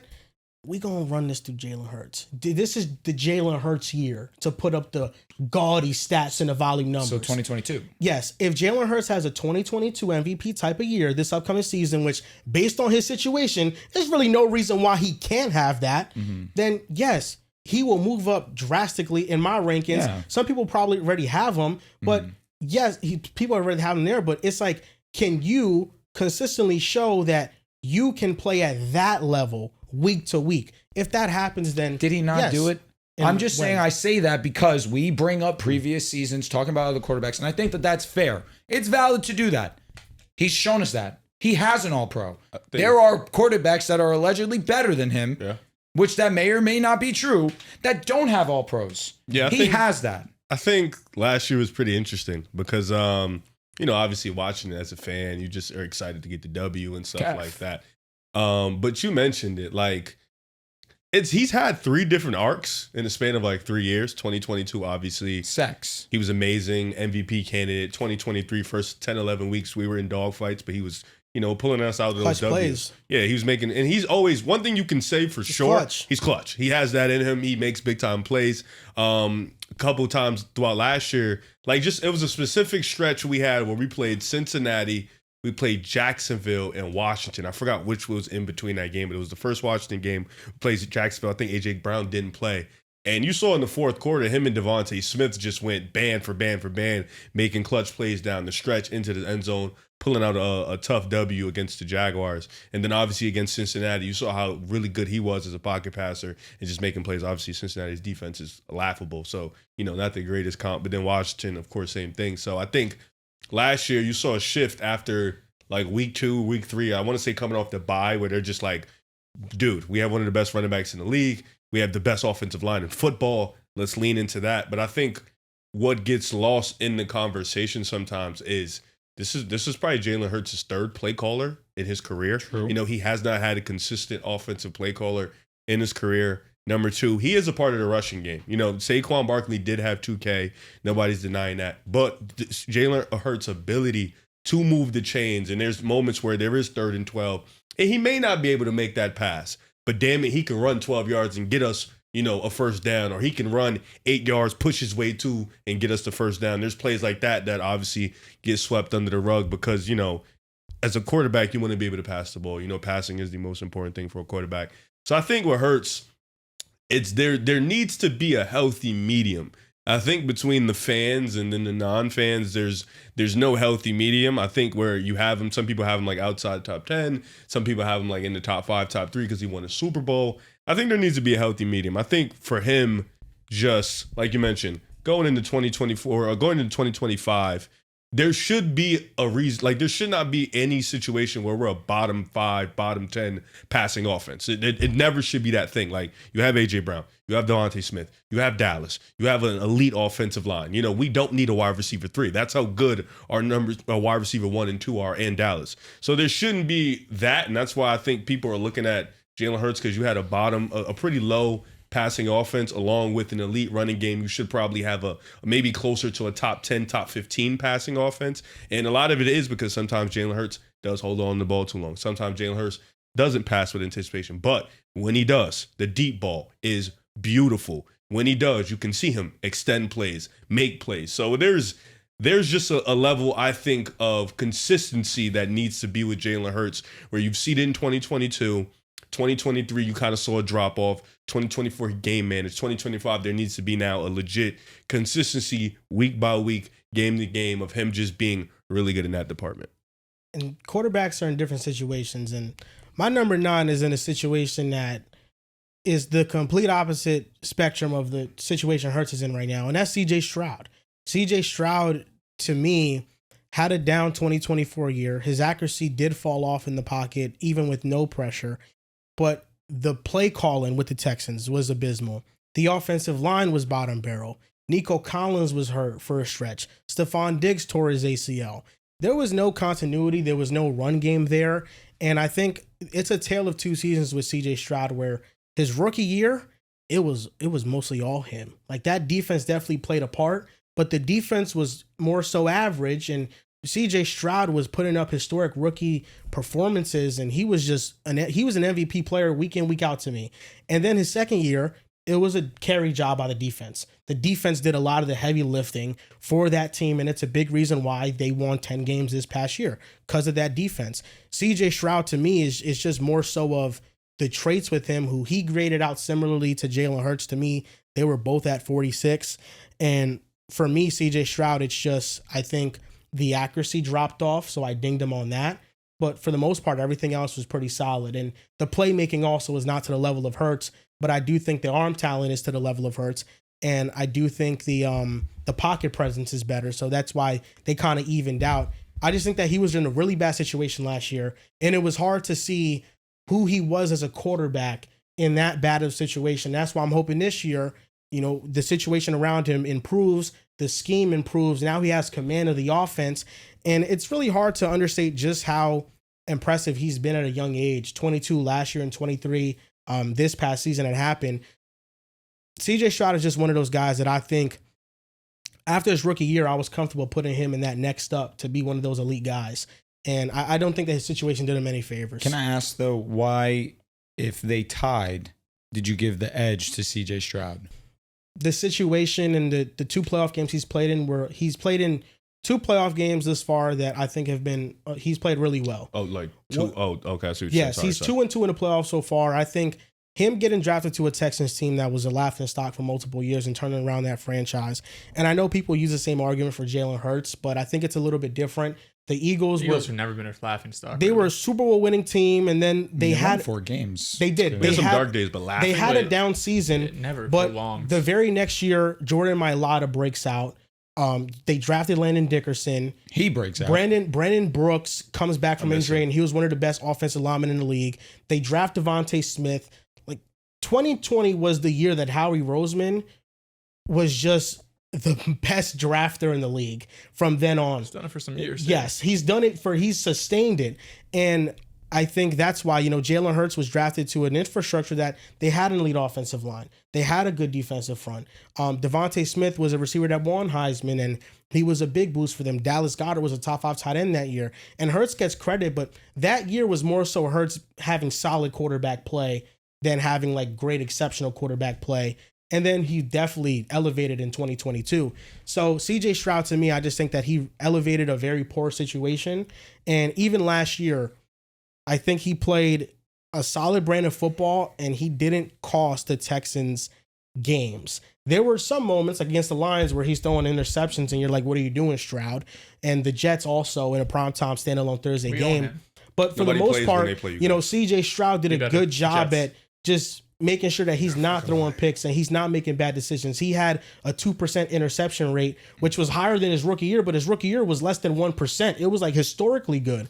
So that's why I had CJ Stroud over. It's just the situation. I know that, people always harp on the if arguments, but I have a hard time believing that CJ Stroud, surrounded by that much talent, can't do a similar thing if he did it with the talent that he had in Houston. I don't know why, but when they play you guys, no wide receiver plays. I know, it's it actually is a shame. Really, really weird and some real voodoo going on over there. You said 9 is Stroud for you? Yeah. Yeah, 9 for me is Hurts. That's where he plugs right in. Kind of just said everything I needed to say, so don't need to say too much. I think he is adaptable. I think he's shown that in his career that he can adapt to a situation, whatever they give him in Philly, whether if they need him to sling it, he can do it. Did in 2022. They need him to game manage. He did it 2024. Big moments. He's one of those guys that can show. I think the difference between him and Dak and these other guys coming up is going to be those, maybe not one guy. One guy I have a different opinion about. But just because my next guy, you guys are probably going to know it already, but between him and Dak, the difference is the high leverage moments. I think that for me is the big, big difference where both of those guys are steady. Both of those guys' floor is probably the playoffs, especially if Dak's healthy. Like you mentioned, when he does give you 15 games, they make the playoffs. But in those big moments, I think you can see Jalen Hurts, whether it be with his legs, whether it be with his arm, he can make a big play. With Dak, you do see a little bit more of that crumbling. Like you mentioned, the Niners game where both quarterbacks was playing like ass, but we needed somebody to play like less ass, and Dak did not do it. So yeah, for me, Hurts is 9. I think 2025, you should expect a little bit more in the passing department. I would hope so, because I think I was talking to Joel about this. AJ Brown and Smitty should be walking 1,300-yard wide receivers. Like on a given night, you probably want to lessen the load on Saquon this year too. He had over like 330 carries last year. Like 400 touches in total. Yeah, so you kind of probably he'll probably still get his 250, 270, 280, but there were games where the passing game was struggling and you had to milk out Saquon Barkley, and you probably don't want to do that. But I still, I think Hurts for me. I think given he just won a Super Bowl, given he's been there twice, he's been the driving force of it. He's been the head of the ship because he's the quarterback. I gotta keep him in my top 10, so I got him at 9. I will also say AJ missed 4 games last season. Smitty missed 4 games last season. For sure. There is still a good amount of talent on this team, obviously. After that, it's However, AJ Brown, who is consensus top 4, least 5, you missed 4 games of him. Top 3. Still great. Smitty was a shell of himself last season compared to what we've seen in years past, and he still missed time. I think it was just the passing offense. I don't think he was. I think he was his best self. I think it was. Just I just think the stats don't show when it. AJ Brown went out against the Jacksonville Jaguars, Smitty had a buck, and it was like he didn't miss a beat. Like if you want to look at his numbers and say he missed a beat, sure, but just the passing offense in general dropped off. Because even if you're going to say that numbers wise, you got to say AJ Brown missed a beat. See, too. but I'm going off games played too, where the passing offense as a whole took a hit. But that's also in due part to Smitty missing games and AJ Brown missing games. Not just the Jalen Hurts thing is basically the main point of what I'm saying. Because Smitty got hurt in the Saints game too, so he went out. Facts. And he got hit. I wouldn't count the Giants game week 18. Who cares? The 3 games in a row that he missed was the Saints, Falcons, and Bucks. And they went 1-2 in those games. Mm-hmm. Nobody played against the Bucs. Jalen Hurts played well. That game too. Yeah. Jalen Hurts played well against the Saints. He played well against the Falcons. He just really didn't play well against the Bucs. But nobody played. Bucs got his number. Nobody played in the Bucs game. Mm-hmm. Devontae didn't play. AJ Brown didn't play. The Saints game, AJ wasn't playing. Smitty wasn't playing. Dallas had 130. That was like his biggest game of the year. Yep. So like. Biggest game in years. Yeah, probably. Yeah, that's probably what got him a superstar. That's what kept it on Madden. He got superstar in Madden. He still has it. That's pretty crazy. Dallas. Got it. Yeah, he still has it. That's lit. It's so many tight ends. You know what I'm saying? Like, who's there was really a going to stat give it to? that Laporta has it. After week 5, Jalen Hurts only Makes more sense. attempted Got it. 9 passes in the second half when trailing. After week 5. Yeah, I think Makes sense. Yeah, I have Hurts coming up soon, so I'll talk about him more. Than who's your 9? My number 9 is Jordan Love. I think he's comfortably a top 10 quarterback. I think you take not in the top 10 is a little bit strong. 11. I'm not overly infatuated with Jordan Love. At the minimum, I think he deserves respect and acknowledgement because his elite trait is something that some quarterbacks that are not better or that are better than him wish they had. Pocket presence. Because his pocket presence is second to. There's Mahomes. Honestly, Lamar is amazing pocket presence wise, and Josh is also really great. He's right there with those guys. I say Burrow, but his offensive line, it's so bad. There's only so much that he can do. Like throughout the years, Burrow's now at a 6% sack rate. It's improved. So I give him his acknowledgement there, but Jordan Love's arm is great. And again, last season, a lot of the offensive woes weren't in due part to his mistakes, but the wide receivers not being able to hold on to balls. I think the offense just took a hole as a hit. One, because he was banged up. He wasn't 100% himself. And the wide receivers really did a bad job of helping Jordan out. I think all that taken into account, there's a little bit of underwhelmingness to his season, mainly because he wasn't at 100%. I think that if we had a healthy Jordan Love, I think we could have seen a more effective version of him. And even still, I thought he was great. You look at the advanced numbers, we've spoken about it this entire offseason. He's still at the top of a lot of those. It's just a matter of situation for him. You have Matthew Golden now. I'm not going to immediately say that's it. There's no excuse anymore because we have to see what a rookie does, even though I do believe in Matthew Golden. I think the two of them are going to have great connection off rip. And I'm still a fan of Jayden Reed, even though he was the main culprit to their dropping issues. He does a great job of separating. He's a big play guy. He's just got to hold on to the ball. He's still great. His offensive line is solid, but he is what is the driving force to not having negative plays. It's just a matter of being a little bit more efficient offense if your wide receivers step up. I'm not holding that against Jordan. He was really solid considering the situation last year. He's my number 9. 9, I have, I was just about to say Jordan Love. 9, I have CJ Stroud. I know you think I hate him, Riff. You do. There is but no think. I like CJ Stroud. I think he's a good quarterback. I do act like it. The only reason you got mad at me is because I said Drake May could be better than him. No, but you I think Drake May could be a top 10 wish quarterback. people would see our group chat and the things you say to me. Well, I troll you all the time. You know, so I don't troll whoever, you, but you know shut what? up. You, What do you mean? you You just literally- said, yeah, I'm so happy that both your teams are going to suck That wasn't this a year. troll. I mean that. I felt that. Like Fair that. enough. That Fair enough. wasn't trolling. But trolling aside, I think CJ Stroud is great. He is just in the worst situation out of any franchise quarterback. All of these guys in the top 10, if you want to, bring that list down to the top 15, top 18, he's in the worst situation to me. I look at what he did 2 years ago when he was in those MVP talks. We had him, ending the season as a top 6, top 7 quarterback, right? And you go into last year, the expectations were sky high for him. And I always had reserved expectations, even though I thought he was one of those top 6 or 7 guys, just because it's easy to not say fall off, but to regress a bit after you have a great rookie season, just because there's more tape out on you.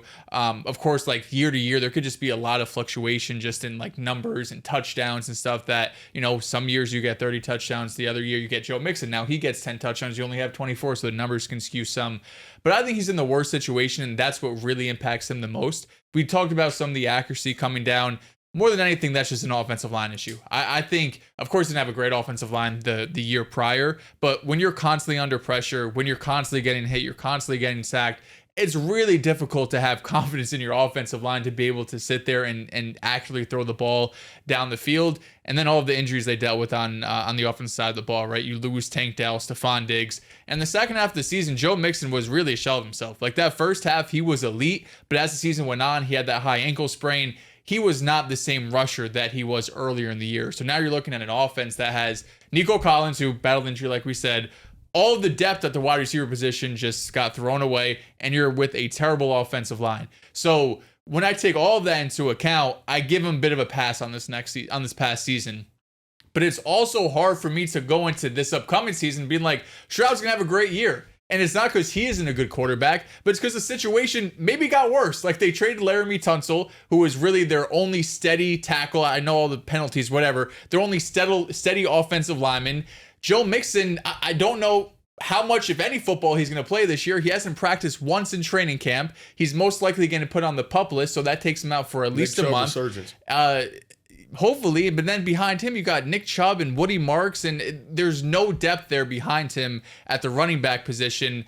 And then a wide receiver, of course, you have Nico Collins, Christian Kirk. They drafted a couple guys, Jayden Higgins, so you're relying on that. But it's just a really piss poor situation. I think you're hoping and you're relying on Nick Haley, is who they hired, right? Yes. Offense coordinator coming over from the Rams. You're relying that he can bring some freshness and some life into this offense to be able to scheme some more things open, because last year with Bobby Slowick, it was a bit of a disaster. And I'll go right into my 8 because we talked about him. It was Jalen Hurts. Jalen Hurts for this upcoming season, I don't really care about the raw numbers because I feel like Hurts is in a very unique situation where his defense is going to be so elite and he's going to have Saquon Barkley that I'm not expecting him to put up 2022 numbers. Like that 2022 season was great, but the defense is nowhere near as good as it is this year or last season. And he had Miles Sanders, not Saquon Barkley. So he was just asked and tasked to do more and carry more of an offensive load. Right now, he's not asked to do that. And you can knock him for it, but when this team has a recipe that works, which it does, they just won the goddamn Super Bowl, I don't think much is going to change. Like, I'm not going into next season. They were dead last in pass attempts. The Eagles are not going to be top 10 in pass attempts. Like, it's not going to happen, and it shouldn't happen. Because you have Saquon Barkley, who you paid all the money to. Of course, Hurst is getting paid too.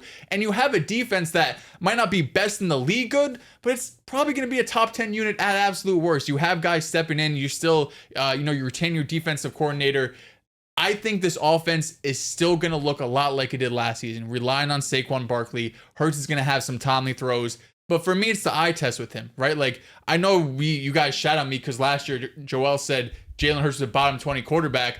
a lot of the shit he struggled with early in his career, I still think he struggles with. And that's why I want to see him improve. I want to see him improve, throwing with anticipation, being better in the pocket, things we've already discussed with him.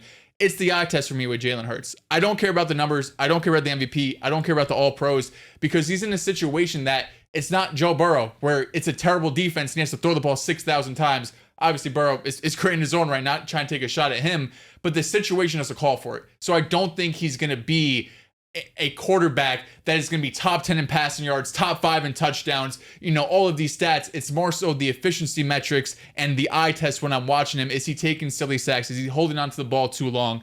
That's what really matters to me with Jalen Hurts. Yeah, I think you mentioned a good point about the volume stuff. And I think it's more so if he does better with the eye test, the volume numbers will, or not the volume numbers, but the numbers will be better too. Because Lamar Jackson was 31st in pass attempts per game. The Ravens offense as a whole. Lamar threw for 4 bands. Lamar should have been MVP. He had a better season than Allen. You can argue. People still think he got stuff. He was a first team All-Pro and then won MVP. The Ravens were 31st in pass attempts, and Derrick Henry, last time I checked, wasn't that far off in rushing yards from Saquon Barkley. He averaged 5.9 a carry. Yeah, he was like, I think 200 off. 5.9. Like that. Are you kidding me? He was Lamar Jackson passed for that much. Jordan Love missed time this year, and he was in a run-heavy offense. They were towards the bottom of the league in pass attempts. He threw 25 touchdowns still. There's just, I forgot what the stat was, but it just quarter by quarter, the amount that the Eagles passing numbers dropped dramatically. Like in the fourth quarter last year, they don't throw the football. Like they are winning and dominating that. Yeah. There is a full quarter, multiple drives where they do not have to throw that. Just a lot of teams don't have that luxury. I'll say this, schedule a little tougher. We For play sure. a much, much better team. Like this year we got the Lions. This year play the Rams again, I believe. Chiefs again. I think a couple other good teams, but we have a really, really tough schedule. So probably, this volume probably I gonna go think just a little overall, bit. I think he needs to have a better regular season than last year. Yeah. I think if he does that, the numbers will be better. I think there's For no sure. question they'll be better. Now, I'll start us off at number 8, and I want to preface this that He did already. Yeah, I'll Hurts was my apologize. I'm putting this player at 8 because of CJ Stroud. You kind of have a little bit of an inclination as to who I'm going here. It's Jayden Daniels. Why I say this is because if we're going solely off last season, there's an argument to be made that Jayden Daniels is a top 5 quarterback. Off last season, CJ Stroud had a legitimate argument to be a top 6, top 7 quarterback. He had an unbelievable rookie season, and then you had this sophomore slump where, again, a lot of things were going against CJ to be successful. I understand that. Now, there looks to be situations with the Washington Commanders offense that could be going up against Jayden Daniels. Terry McLaurin contract's not signed. You trade away Brian Robinson right before the season starts. Bringing in Laramie Tunsil was a great addition, no doubt about it. But Deebo Samuel is your wide receiver 2, who could be thrust into the wide receiver 1 role if Terry doesn't play by week 1, which I think he will. I think he will be there week 1. It looks as if just right before the season start that there could be things going up against Jayden Daniels. I also want to say this was the most impressive rookie season I've ever seen in my lifetime. And there are also people that have seen a lot more years of football that also believe this was the best rookie season a quarterback's ever had.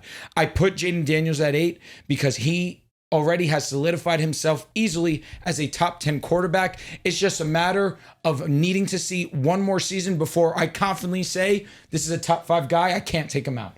Because what he showed me this past season, and I've said this months ago and I'll say it again, I think you look at Lamar Jackson and think there's nobody that plays like him until Jayden Daniels stepped on a football field. There's nobody that has a legit dual threat like Lamar other than Jayden Daniels. He's more polished than Lamar was young. 100, and he's talking about as a passer. Wasn't he older though coming up? He was. Jaden for Lamar sure. was I like think he 21 might be coming out. 25 He is. now. He is. Jayden. We actually share the same birthday. He's a year younger than I am. If you know my birthday, you know Jaden's. Or if you know Jaden's, you know So he's mine. about to be 26? He's gonna be 26. He's gonna be 26. Correct. Damn. Yep. Is Lamar getting like up what? there. How old is Lamar now? Lamar's probably like 20. Lamar's 27, 28, I think. 28? 28. Lamar came in like Yeah. 21. Yeah, Lamar came in young. He was young, the yeah. youngest of the quarterbacks drafted. Last year, Lamar was 27. Okay, so he's gonna be 28 playing this Probably, year. yeah, something like that. So I say all this to say He's 28 right now. Jaden Daniels is extremely. Lamar. He's 28 right now. Check Jayden real quick. I'll check. He's 25.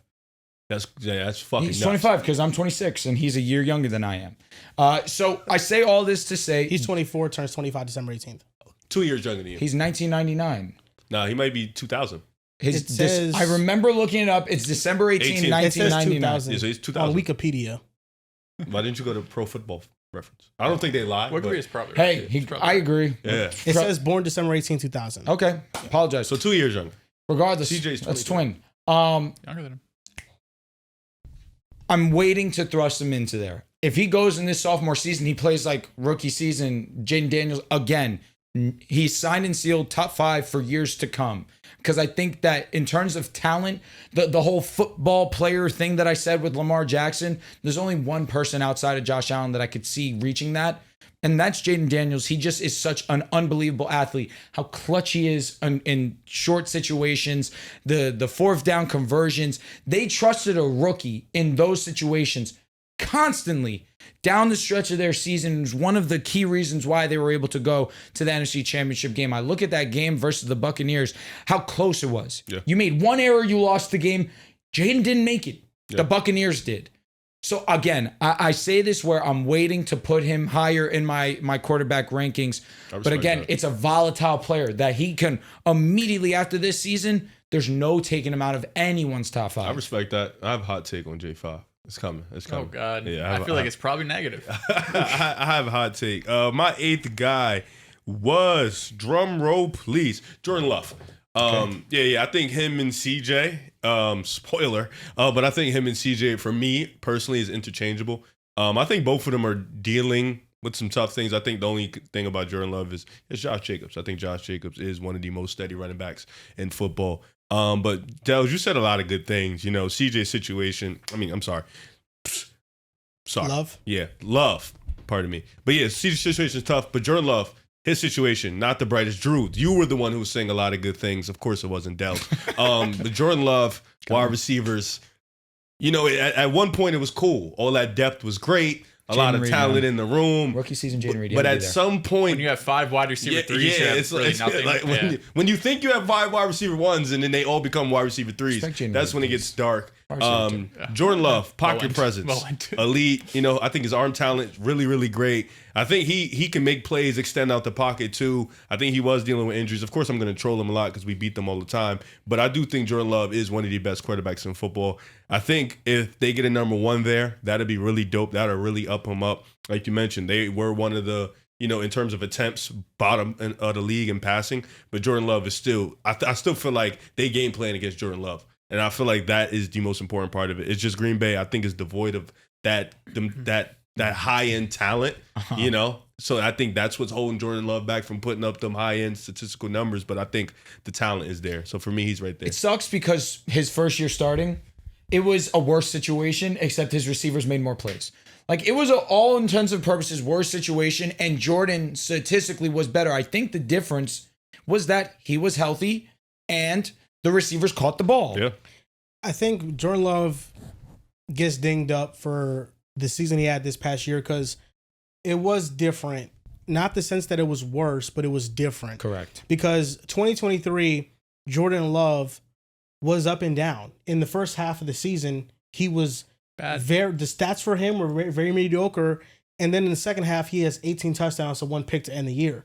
So how he played the second half of the season was legitimately at Incredible. a top 2-3 quarterback level. He was amazing. There was hard to find any one quarterback that played better than Jordan Love in the second half of the season in 2023. Mhm. In 2024, his play was more steady. He did have injuries and that did affect his play. But after his injury, he was top 5 in EPA per play. And it was more so a more steady, consistent season, although he still has his up and down games because that's just who Jordan Love is at this point in his career. But 2023, it was just that one part was good, was average, one part was elite. So it evened out to being where he ranked. And this year, it was more so of week to week, you kind of knew what you were getting from Jordan Love. He's my number 8 quarterback. I love me some Jordan Love. I think he's special.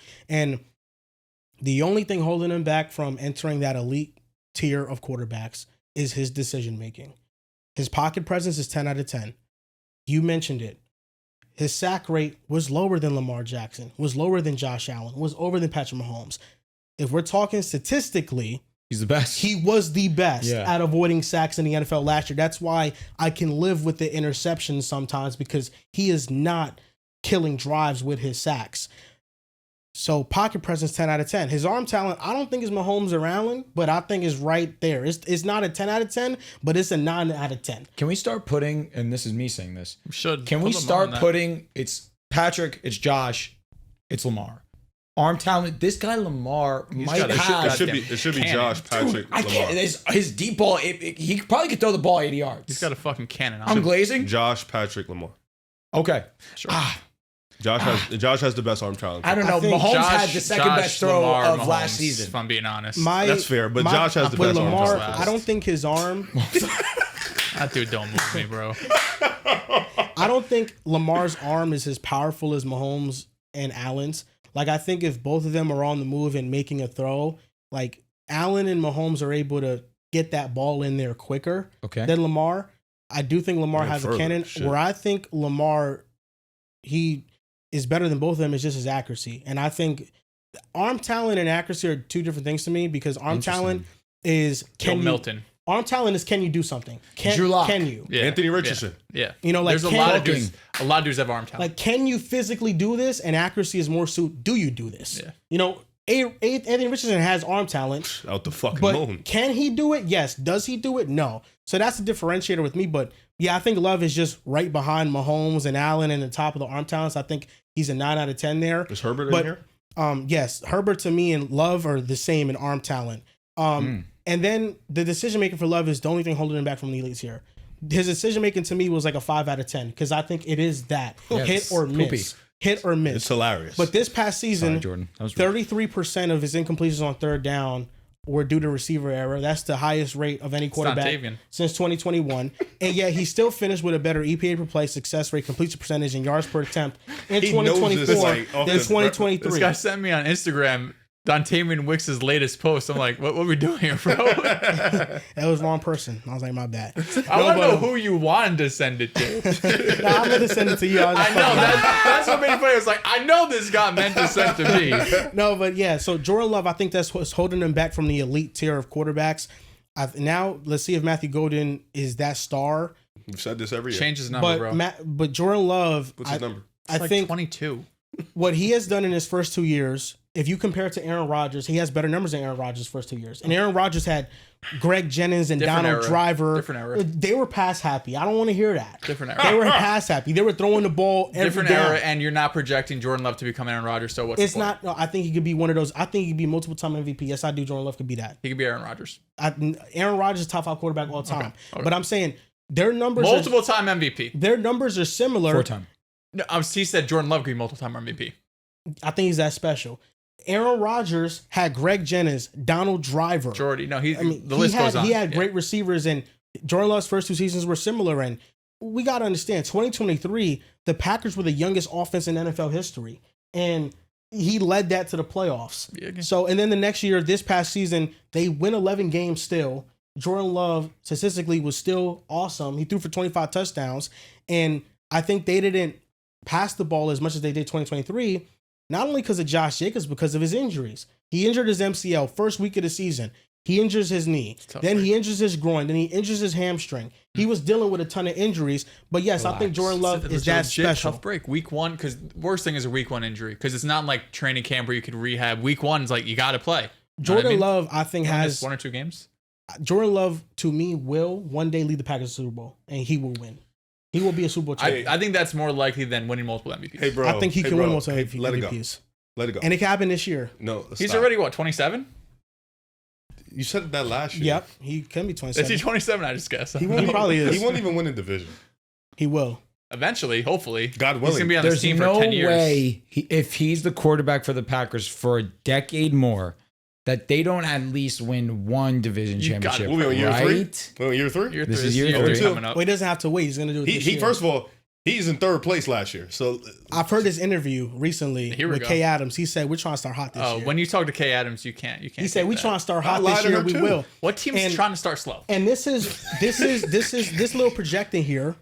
But Here we go. first 2 games of the Packers season, They play the Lions and the Commanders. Two Both big are games. home games at Big Lambeau. games. Thank God. They blessed the Packers with home games. They didn't. Packers will Detroit start beat them off. last year. Packers will start off beating the team that made the NFC Championship and beating the first team in their division in the Lions. They will start off hot, being those two teams, and people are going to start talking about the Packers in a different way to start the year. I'm glad Jordan Love has the mindset, let's start hot. I wouldn't want him, you know what I mean? Like, Yeah, that, I'm glad he's bad a news fan was like the other you. way. Delusional. I'm going to send him what you said. I'm going to clip this, and I'm going to tell him he ain't make your top 10. I'm going to say, yo, this motivation for you this year. Maybe the Packers put me in a highlight post when Jordan Love wins MVP this But year. number 8, I had Jordan Love. Number 7 to me was Matthew Stafford. I think Matthew Stafford still in a big time moment. I really do trust him over anybody. Cook. Over most players. No, you said it right. It's just the consistency with him in the He's an regular old man. season. This is back-to-back years in the regular season where they started off as one of the worst teams in the league. Then they get hot Unlike the Bengals, in the they second make half of the year. playoffs. Yeah. They do. And Matthew It's possible. Stafford, They're it's actually just being nice. They start off dreadful. they do. It's the decision making for me that and the accuracy sometimes that I think is spotty that kind of brings him down. I don't think that in the regular season at least he's as consistent on a down-to-down basis as the quarterbacks ahead of him, outside of one guy because we just have 1 year sample size. But that's why Matthew Stafford's at 7. He's getting a little bit older, but I just think it's the consistency with him. That's Can it. I raise my hand and ask a question? If we were solely going off last year, off last season alone, correct? Why is there a certain quarterback that continues to be pushed into this top 5? Like again, there's an argument for him to be made, He's doing it again. but there's a certain quarterback that is glued to this one spot. He will not be moved. He can't be. So is it a combination of Yes. what you've it's always, done? It's always a combination. combination. It's always a combination. Are you talking about Justin especially for the Herbert? older guys, Or it's Burrow? always a combination. So, I Are you thought it was- talking- I'm I just thought you were talking about curious. the number 1 guy. I know he was. I know he's Are you talking about. Mahomes? Yeah. Seriously? You said seriously? I just say this because No, it's not a bad take. It's- It's it's- valid. It's kind of how what we used to do with LeBron. LeBron wouldn't win MVP, but we still know. And any we know. But to be fair, But let me ask you a LeBron's question. non-MVP season is better than what Mahomes just did. all right, But he hasn't been LeBron's top here it 3. is. He hasn't been top 3 Here MVP it in a is. minute. Here it is. LeBron's 2022 year. Mhm. No, wasn't no. top 3. Yes, 2022. He averaged 30. He averaged 30 points. Was that 2022? This is 2022 where he shot an unbelievable clip from 3 as well. Lakers. He averaged 30. We missed the much. playoffs. That wasn't. Our that team was 2022? objectively bad. We missed Okay. the playoffs. Yeah. He averaged 30. He wasn't top 3. Okay. He wasn't top 3 because basketball's a little bit different. Yes. He wasn't top 3, but he still gave you 30 a night. He was undisputed at worst, top 2 at his position. At worst. Position, yeah, but Giannis and the Joker. Of course, were the best young in guys world. came in, and yes, he didn't make the playoffs. He still gave you 30 Yeah, I'm with you. at the age of 100. 39? Okay, I just say all that. Yes, we can say he is the LeBron of his sport. He is. However, LeBron, even at 39, He's an anomaly. never had a regular season statistically that is comparable to what Mahomes gave us this year. That would be like LeBron averaging 21. Jesus. He's cooking. He's cooking. Did he lie? I'll say this before His Joel. first year in all LA, right. didn't he average 24 and 11 though? His first one? No, LeBron? no. He's never averaged less Under than 25 25, until yeah. this season. I'll say this before Joel goes and does what he does, go on his tangent. My 8 is Stroud and my 7 is Stafford. I think those are Okay. where they're at. Because I say all this to say Matthew Stafford. He's up and down. He's old. He's He breaking is. down. He is. I think he's just regressing. Like You said below physically. 25 or just 25? No, he said below 25. After he started to average over 25 points, outside of his first and second season, he's never averaged less than 25 until last year. It was right. That seems right. No, that's what I was asking if it's 25 or less. No, it's literally his rookie season. He averaged 21, I think 2021. His second year, I think he averaged 24, 3, whatever. And then LeBron James. It happened. Yeah. I say all that to say, my number 7 is Jalen Hurts. Okay. I say that because Jalen Hurts. We all have him in the same range. Agreed. I can't put Hurts over Stafford because again, in similar situation, he's shown me who he is in big moments. He has the regular season as well, albeit this was 2021, and every season since then, outside of the year after, because they just fall apart, they were just injured to hell. The team started slow, and then they pick up, and the offense starts to click, and he's big time in almost every situation that you need him, which you gave him his knowledge for. Absolutely. I'm not saying you're shitting on him by any means. I say all that to say Stafford is also similar where he doesn't have the regular season, but you trust him in the big games. His regular season numbers weren't amazing, but as the season progresses, he gets clutch. Kyron Williams, Cooper Kupp, and Puka Nacua 2 years ago, they were the number one offense when they were all together playing. Last year, Puka was injured, Cooper Kupp was a shell of himself. The constant was that defense, the defensive line was great, and he was reliable. And they were able to string together wins and clutch up down the end of the season. He's one of the best passers in the league still. He has one of the best arms, although it's not what it once was. He is getting up there. The concern with Stafford would be his body and him being injured, which is why, unfortunately, I have to hold that against him. That's why he's at my number 6 spot. But 7? Oh, sorry, no. Jalen Hurts is number 7. Oh, Stafford's at 6. Correct. Stafford is number 6 for me. But Jalen Hurts has to be 7 because, yes, there are some things that are underwhelming for him in terms of just not being or having the explosive offense. But I also think we are holding it against him, like you mentioned, that it's not on his shoulders to carry an offense. I can't hold it against him because I've seen in the moments where you need him to shine, he does. And and that's where I still need to have some respect on his name. He's got to add a big dog category. You know what I mean? Like a it matters. Like it matters. You got it. Well, that's like, essentially the difference between him and Brock Purdy. And I apologize. I said he was 6. I capped. He's not in my number 5. I'm spoiling my list. I apologize. My number 6 is Justin Herbert. Oh, okay. So you spoiled your next. It was an accident. I do think mine's a little off, but 7 to 5 feels like a bit of a tier break for me. Like they're not the top 4, but I like them all more than like 8 through whatever else. 7 for me was Herbert. I'll never stop loving Justin Herbert, and it seems like I might be you guys haven't gave your 7 yet, have you, or did you already? My 7 was Stafford. Okay, so assuming Herbert's in your top 6, maybe he's out of your top 10. I don't know, but maybe I'm a bit lower then. No, Justin Herbert. I feel like the internet shits on him so much that his perception is really in the drain right now. But the reality is, he is one of the 5 most talented quarterbacks in the NFL at an absolute minimum. The only thing that's holding him back is just the playoffs, right? That's the only thing that's holding him back right now is he doesn't have that moment. He doesn't have that game. But statistically, what he's done over the body of his career is on par with just about everyone else in the NFL. The last couple of seasons has certainly changed, right? He's wasn't throwing for 5,000 passing yards like he was earlier in his career, but most of the NFL hasn't been doing that recently, right? Just defenses have not been willing to give up those deep plays down the field like we've seen in years past. But last season was a bit of a tale of two halves for Herbert and this offense, because the first 6 weeks of the year, I mean, they were run heavy throughout the year, but the first 6 weeks they were super run heavy. When J.K. Dobbins was fresh, those first few weeks, really, he was carrying the offense. But from week 7 on, Justin Herbert was number 5 in yards, had a 15-2 touchdown interception ratio, was number 1 in big time throws, number 8 in passer rating, and was PFF's number 1 graded quarterback. He was out of this world good the second half of the year. I still believe, and I said this when he got hired, Greg Roman in the grand scheme of things is going to hold him back, because I saw him hold back Lamar Jackson, and I wish he wasn't there, but he is there.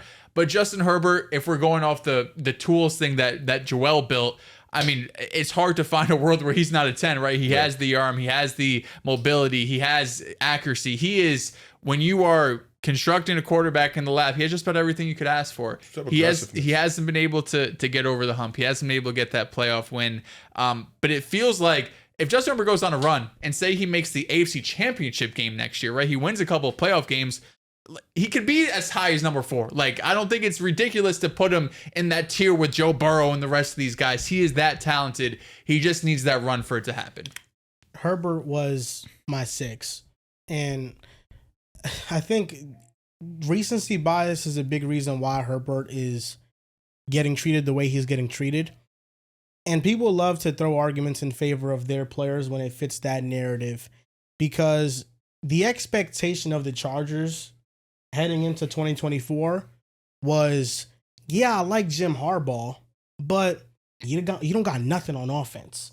This is not going to be a playoff team. I don't think they're making the playoffs. That was, everybody thought the Chargers, they didn't think about them at all. within this transition year. And Herbert, like you mentioned, played at the highest graded quarterback level according to PFF in the second half of the season when he got more passing attempts, and he led the Chargers to the playoffs. And then because he had a bad playoff game, which nobody is disputing that it was a bad game, it was a terrible game. Oh, now he's the most overrated guy in the league. When he showed 17 games of nothing but brilliance, nothing but carrying a mid offense with an offensive line that was average at best because of their tackles, but the interior was god awful. And in the playoffs, he was pressured 55% of the time. That is an unmanageable, unworkable pocket. That's the rate that Mahomes got pressured on in the 2025 Super Bowl and the 2020 Super Bowl. Like, that is an unworkable pocket. And yes, Herbert did make mistakes in that game, but overall, like, the regular season is just so exceptional. He's had seasons that have just been so exceptional, and he's number one in passing yards all time in a quarterback's first 5 or 6 seasons. Number 2 is Peyton Manning. Like, that's how great Herbert has been. I think the major knock on him is the clutch play. And I don't think wins are a quarterback stat, but I do think that quarterbacks have impacts on wins sometimes. So losses. Over the last 4 years in games decided by field goal, Herbert is 6-13. That is the second worst mark in the NFL. Now, the reason why I'm not just going to throw this blanket stat out there without context is because in the fourth quarter of these games, Herbert does not play well. In the fourth quarter in games within one score of 35 quarterbacks, Herbert is 25th in accuracy. He's 23rd in success rate. He's 11th in EPA per pass. He's 20th in interception rate, and he's 28th in sacks taken per pressure. Last season in the fourth quarter of a one-score game, in 68 dropbacks, out of 29 qualifying quarterbacks, Herbert ranked 25th in accuracy, 25th in success rate, and 17th in EPA per pass. So Herbert, in the clutch, in the fourth quarter, choke artist. He has not played well. And there are moments where, I think the game-winning drives for him since 2020, the only quarterback who has more is Patrick Mahomes. A lot of that is also due to volume of how many times he's in that situation. Like, for example, Herbert is going to be in a situation in a one-score game more often than Jalen Hurts is, because the Eagles are blowing teams out the water and the Chargers are more so in dogfights. They forget about 2023, the first half. I was going to say, it was just Mahomes led the league in fourth quarter comebacks this year. Why are you in a fucking dogfight with the Panthers and the Falcons and shit? You know what I mean? Why were the Eagles in a dogfight with the Panthers? They had like 2 dogfights all season. The Chiefs were a dogfight every single week. Okay, and you won. You did, but why are you in a dogfight to begin with? You're Patrick Mahomes. Because you know who was carrying? The defense. On the side. Other side of the ball. The defense was average last year. Well, it was once average. just Watson got injured for sure. They were fucking. But they Chiefs still left their The mark. secondary is one of the worst in the NFL last year. 17-14 every You still have goddamn all week. pro Trent McDuffie on that defense. Not that Chris one player Jones. makes a difference. Yeah. I know I'm talking in the secondary specifically, but yes, Chris Jones, absolutely. he had But some I'm guys, saying the man. statistic, they were a terrible You're right. pass defense. You're They were right. not good. So I apologize. But that's why I said that for Herbert, because the clutch play is a serious knock. It is not just Herbert. No, he is great in clutch moments. No, he is not. Like, I even think back to, I don't know if it was 2023 or 2022. I know it was recently, the game against Miami where Tua out-clutched him. Herbert had the ball last and he took a sack. Like, to you, imagine getting out-clutched by Tua. Like, Yeah. to you, like, imagine. Yeah. Wow. It would more so, Panic alarms. In the first half of the year, it will happen. Not in the second half. You're Second cooking, though. it First will half, drop off. Tua out-clutched Lamar. Yeah, that's embarrassing. You're Justin Herbert. So I say this, and I want to apologize to the audience never. because I let my scattered thoughts get in the way Here of we what go, could here have we been a go. nice Here we go. flowing list. But my number 6, and I heavily considered flopping 6 and 7 because of what you just spoke about. Because talent-wise, it's not a competition. I've been vocal about this for the entirety of my time on Pick a Side. He's one of, if not the most complete quarterbacks in football. You put it perfectly. In a lab, you go and you put together a quarterback. Out comes Justin Herbert. He has the arm. He can move. Can throw on the run. He's smart. Doesn't turn the ball over. Good looking guy. I mean, what a set of hair. He bagged Madison Beer. He's living life Madison to the T. Who's that? Madison Beer, do yourself a favor. Quick Hit a Google search. Hit a Google. That's some beer. I Is she? Yes. Okay. All But it's right. like a little No, spicy. I'm gonna go in open mind. A little spicy. Open mind. I Madison say beer, all like that beer, to like say, and like you said, sometimes you need the category of, hey, I need a dog right now. Yeah. Go and get it. Yeah, she's one of the ones. She's special, bro. Yeah. Yeah. Fuck his ability. This right here is better than the football. Easily. She looks like Megan Fox. Okay. Yeah. Yes, Yeah. W. Also, sleeper, shout out, funny enough, they went and put a picture of Madison Beer That's instead his of Justin profile Herbert. picture. Yeah. Yeah. They were being funny with that. I That respect made me that. laugh. So I contemplated so heavily of switching the two because Herbert is unclutch. And it sucks to say because, again, he's had the seasons where he was historically great. His rookie season, he goes out there and he breaks the record for most touchdowns in a season by a rookie. He follows that up by throwing for 5,000 yards. You're thinking, whoa, are we watching the best quarterback ever? Or in the trajectory of being one of the best? And then the wheels start to fall off because the offensive pieces around him start to fall off. You don't see a great offensive line put around him. They try to do that. People get injured, of course. I think the first start of that was Corey Linsley because that second year that Herbert was in the league, Linsley was a huge ad for them. And then he could never stay healthy too. Line was really bad after that. You go and you bring in Rashawn Slater. Now you bring in Joe Alt. Unfortunate for this season, you lose Rashawn Slater. But last year, I agree with what a lot of what you guys said. He had to carry an offense that didn't have a lot of talent. J.K. Dobbins was a prized possession for that offense because of the lack of talent. Ladd McConkey now breaks onto the scene. Now this passing offense is a lot more effective. I think that we look at Herbert, and it's a really reminiscent of Rodgers because he's trying to do so much to be perfect, to not turn the ball over. And oftentimes it's great and it leads to wins. But then in the postseason where you have to be aggressive and you have to really push the ball down the field, we've seen where he's been unable to do that, mainly against the Texans. And it was a tough spot that he's put in because the offensive line got killed. The Texans did an amazing job of getting after him. It's just in these big moments, he falls and Jalen Hurts rises. It's just talent-wise, this is my last season giving him the edge. I think that's why I'll go right into number 5 because I spoiled mine. I think that's where I lean Stafford because he also has both taking care of the football, especially this past season where he had 20 touchdowns to 8 INTs. He was better statistically this season than last in terms of passer rating, had a higher completion percentage. He was great, all things considered. And then in the playoffs, you're getting a higher level of play as well. No team gave the Eagles a run for their money the way that the Rams did. And it was on the back of, albeit in the fourth quarter, the last quarter where they started to figure things out while snow's falling on the field. One of the best throws of the season was in that game to Puka Nacua to put them in range to potentially tie and win this game. It's unfortunate that that fell short for them, but regardless how you shake it, in those situations, there are very few players that I would take over Matthew Stafford. That's why I have him at number 5. Even at this age, even with the ailments that he does have, he's going to play through them. And in those high leverage situations, I know what I'm getting from him. There aren't quarterbacks on this list that you can trust in them. I know for a fact I can trust Stafford. My number 5 would be JD5. I think Jayden Daniels is special. Did you get your 6? Yeah, my 6 was Herbert. Okay. Number 5 is JD. I think he's just a special quarterback, and I do think some things that the Commanders did last year are a bit unsustainable.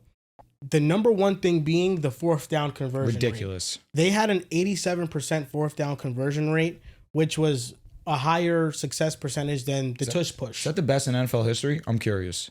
There's 3 other instances where a quarterback has had an 87% success rate, conversion rate on fourth downs, and they've had more than 17 attempts. Ooh. It's been Jayden Daniels, it's been Kurt Warner with the Cardinals, and it was 1 year of Peyton Manning as well. Oh, another list with Payne's there. There you go. Yes, Okay. another regular Mahomes season, is on so that he'll list? be here. Dude, he just had the most game-winning drives. There's no way he's not on this list. You want to know a Mahomes stat, or should I save it for later? No, please Oh do. my Okay, I'll save it for God. later. We don't want to hear I don't that need right no now. fucking Who Mahomes cares? stats. We don't. He wanted to compare Herbert to Mahomes like Mahomes was in top 10 in fourth quarter EPA. Who compared him? Yes, he Okay. compared. No, all you said was about opportunity, and I'm like, yeah, to have the most game-winning drives, you need to be losing or in close games. You know what I mean? Yo, they also don't give Hurts enough credit for 2023 first half of the season in those close games. Yeah, but also there's only one quarterback who has a winning record when down 10 plus points No, in he's history, great. and it's I'm Mahomes. not taking it away from Mahomes. I'm Yeah, just it's- saying, it's only don't be Mahomes. fucking down. It's You're Mahomes. only him. Don't Yeah. be down. Don't lose. You're Mahomes. Okay, Don't but lose. he's comeback is. He's the Golden State Warriors at NFL. No, shout out to the defense for bearing down. Yeah, shout He's out to the him what? too. He's the Golden State Warriors of the NFL. Let me say this. He's a comeback kid. Let me say He's this. down and I 10, he want can you- still and I come want back you- and win a Let game. me say this. They were down 10 in Let me 2022, Let me right? say this, and I want you to feel everything that I'm saying. Mahomes got belt to ass in 2025, and the Bucks beat fire at him. Comparative to the NBA, that's like a sweep. Steph Curry and the Golden State Warriors have never, ever been swept in He's their missed life. the playoffs though before, right? I don't care about all How long that. did it take him to break out? I don't care about all that. I don't. Like, you're telling me Did shit it I don't take care about. Mahomes long to break out or no? It took him very No, it fast to didn't. get that ass whipped in 2025. I tell you that. Like, really fast. Really And fast. 2020. And 2020. Oh, yeah, 2020. 2025. Ass whoopers in the NFL. Super Bowl. Did Kirk That get is his a ass five- whipped in a plane against the Lakers when they lost? and No, made he the didn't get playoffs? his No, ass it whipped. wasn't It was an ass actually whipping. down to the wire No, like it it was always actually is. LeBron was seeing three, and he's just. What about the second round versus the Lakers though? No, it wasn't Right? an ass No, whipping. It was a it was six-game a series. It was belt to ass, really. It was like the wasn't- not closest 6-game series of all time. Right. It was 2-1. They won a game in the Is in Curry's LA, floor a making the close game. conference championship every year or no? basketball. The conference So finals? different. So No, it's different. not. It's harder to do in a football actually. Different. I'm just letting you know we don't get smoked out like y'all do. I'm just letting you know that right now. Well, you have missed the playoffs multiple times. The whole 2020 year, you didn't make the What are we doing? playoffs. Nobody played. Okay, I know, what an obscure. Why are we comparison. comparing Mahomes to the Warriors? because the He started. Warriors, they were the pioneers of. It doesn't. No lead is safe. What's Mahomes pioneering? No league is What? safe. What's Are he you What's he serious? pioneering? The evolution of too high. Okay, Exactly. It coincides with his breakout. Sure. Mahomes is It's- not even it's- next on the list. Hey, it's more so to defend him rather than what has he unlocked. You know what I mean? No lead is safe with Mahomes. He is the only quarterback that has a winning record down 10 plus points. He's a great It's the player. same thing with the Warriors, and now no lead was safe when they broke onto the scene because no lead is you were safe up now. 10 and they went on a 15-0 run. It's Mahomes is the same way. Like they could come back in a blink of an eye. Hey, the Knicks could say that. What was it? 2019 playoffs. They were down 24-0 against the Texans and they won. I know it was nuts. 24, not 29. Oh, no, I said, 24, yeah, did I say 24? It sounded like 24, 29 oh. personally, but Your Knicks, they come back too and shit. They do. Okay. Yeah, they do. Well, maybe we'll be like Mahomes and win championship. Probably not. You come back in the ECF again. Well, this year, I don't got to worry about the Celtics this year. I already got my chip. I'm good. not looking at this My direction. goat's I'm got gonna be his. honest. But yeah, Jayden Daniels has that successful of a conversion rate. He needed that. He And, might never win again. Yeah, he will. Jayden Daniels was pressured on the third most dropbacks in the NFL, and he still threw for 4,400 yards. He had 31 touchdowns. This was really a situation in Washington where the offensive line was average. Outside of McLaurin, no real threat at receiver. I mean, his second best receiver was Zach Ertz. No running game. Jayden Daniels was the offense. He was one of the league leaders in game-winning drives and fourth quarter comebacks. Had it not been for the Mahomes, he would have been number one. Every game for Washington was basically a dogfight because the defense was letting up a lot of points. And, Jayden Daniels, I was talking to River about it, but I think there is an argument to be made. Not saying I'm making it, but there's an argument to be made for him over Burrow this past season in terms of what they did. Jayden Daniels' defense also let up a lot of points. The Bengals defense let up a lot of points. The difference is that Jayden Daniels was more clutch than Burrow in situations. Jayden Daniels in week 3 outplayed Joe Burrow. It was a movie. When you watch that game, I was so happy. When you watch You that and me game, both. Jayden Daniels outplayed him. I was geeking, bro. Jayden Daniels, when I look at the offensive line he dealt with, the lack of a true run game outside of himself. And it's not like he has a real wide receiver one like a Jamar Chase. I mean, I guess you can talk. And then in the playoffs, he had 6 total touchdowns and 1 turnover, and he averaged 319 yards per game in the playoffs, and he took 4 sacks on 114 dropbacks. Yeah. This was the most special rookie season in the history of the NFL. And Jayden Daniels, I really don't expect for him to regress. It's hard for me to bet against this talented of a player. And he was the most accurate quarterback in the NFL last year too. So, Jayden Daniels, I'm very comfortable with him putting him in the top 5 of quarterbacks because, what he did last year and his play style, the sustainability of it, I believe if he starts to, go down and he slides and doesn't take hits, man, I think he's going to be one of those ones. I think he's very special. Yeah, Scary Terry's never coming on here. It's never ever happening. But here's why I also said you can make an argument because when I was talking to Riv about it, it was just, Burrow has him beat in so many different categories. Where He does. Passing yards, total yards, passing touchdowns, EPA per play, success rate, The numbers, passer Burrow wins. rating. The only areas where Jayden Daniels hasn't beat is fourth quarter comebacks, game-winning drives, team EPA per play, team offense. That's where he hasn't beaten. He also had a better situation supporting cast wise than Burrow. Although his offensive line wasn't the best, it wasn't the Bengals. The Bengals were 32nd in pass block win rate. So, Joe Burrow definitely he outproduced him. That's why I still have Burrow over Jayden Daniels. But just comparing those two seasons, Jayden Daniels was very close to that tier, that MVP level candidacy. And that's why I had him number 5. I was pretty torn between Jayden. This 5, 6, 7 again did give me hell. I don't think I gave my 6. Jayden would be my 6. I would have Stafford at 5. Nice. You had same way. I had JD a little bit lower. You had 7 Hurts. Correct. Okay. Yeah, Jayden, he's insane. I mean, you guys talked about it. I think the reason why I was comfortable taking him over Herbert and Hurts and some of these other guys was just in the playoffs, he was better than he was in the regular season, right? Like he had the best regular season we ever seen from a rookie quarterback, I should say. And then he was better in the postseason. Like he went to Tampa Bay, 300 yards, 2 touchdowns, no picks, 100 passer rating. Then he goes to Detroit, does the same exact thing. And against Philly, the numbers weren't pretty. He played all right. And it looks like a blowout. He played all but right. they were moving the ball. Like that was a game until a lot of shit happened that wasn't Jayden Daniels' fault. The fumbles. The turnovers, exactly, the fumbles. But he was consistently able to move the ball against Philly when basically every other team except the Rams were really the only other team that was able to make progress on them. So I felt comfortable having Jayden at 6. And although we saw the CJ Stroud, kind of fall off in year 2, again, not entirely his fault, I agree with Joel. It's hard to see a world where Jayden takes a real step back just because of how much of an impact he can make with his legs, right? CJ Stroud is, more or less constrained to being a passer. So he is really reliant on having a solid offensive line, having guys that can get open because that's where he's going to thrive. Jayden, although of course it's going to be a help, the fact that he is one of the best mobile quarterbacks in the league, the fact that he can escape sacks at a much higher rate than a guy like CJ Stroud can, that gives me hope that his floor and his ceiling is higher going into year 2, even though we do see these sophomore slumps. 5, Matthew Stafford. The injuries are starting to get concerning. The age is starting to get concerning.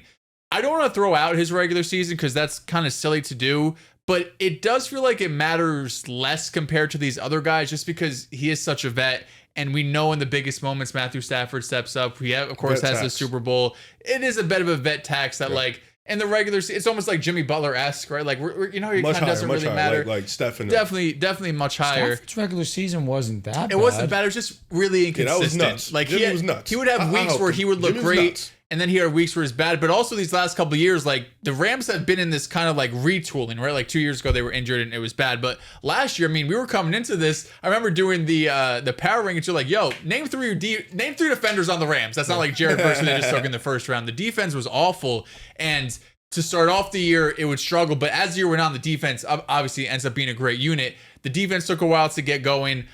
In week 1, Puka Nacua goes down, so you don't have him. So there were some other things going on with the regular season Stafford had that I think ties into why the Rams as a team struggled. And Kupp got hurt. Kupp got hurt, and he just fucking was honestly bad, if we're being honest.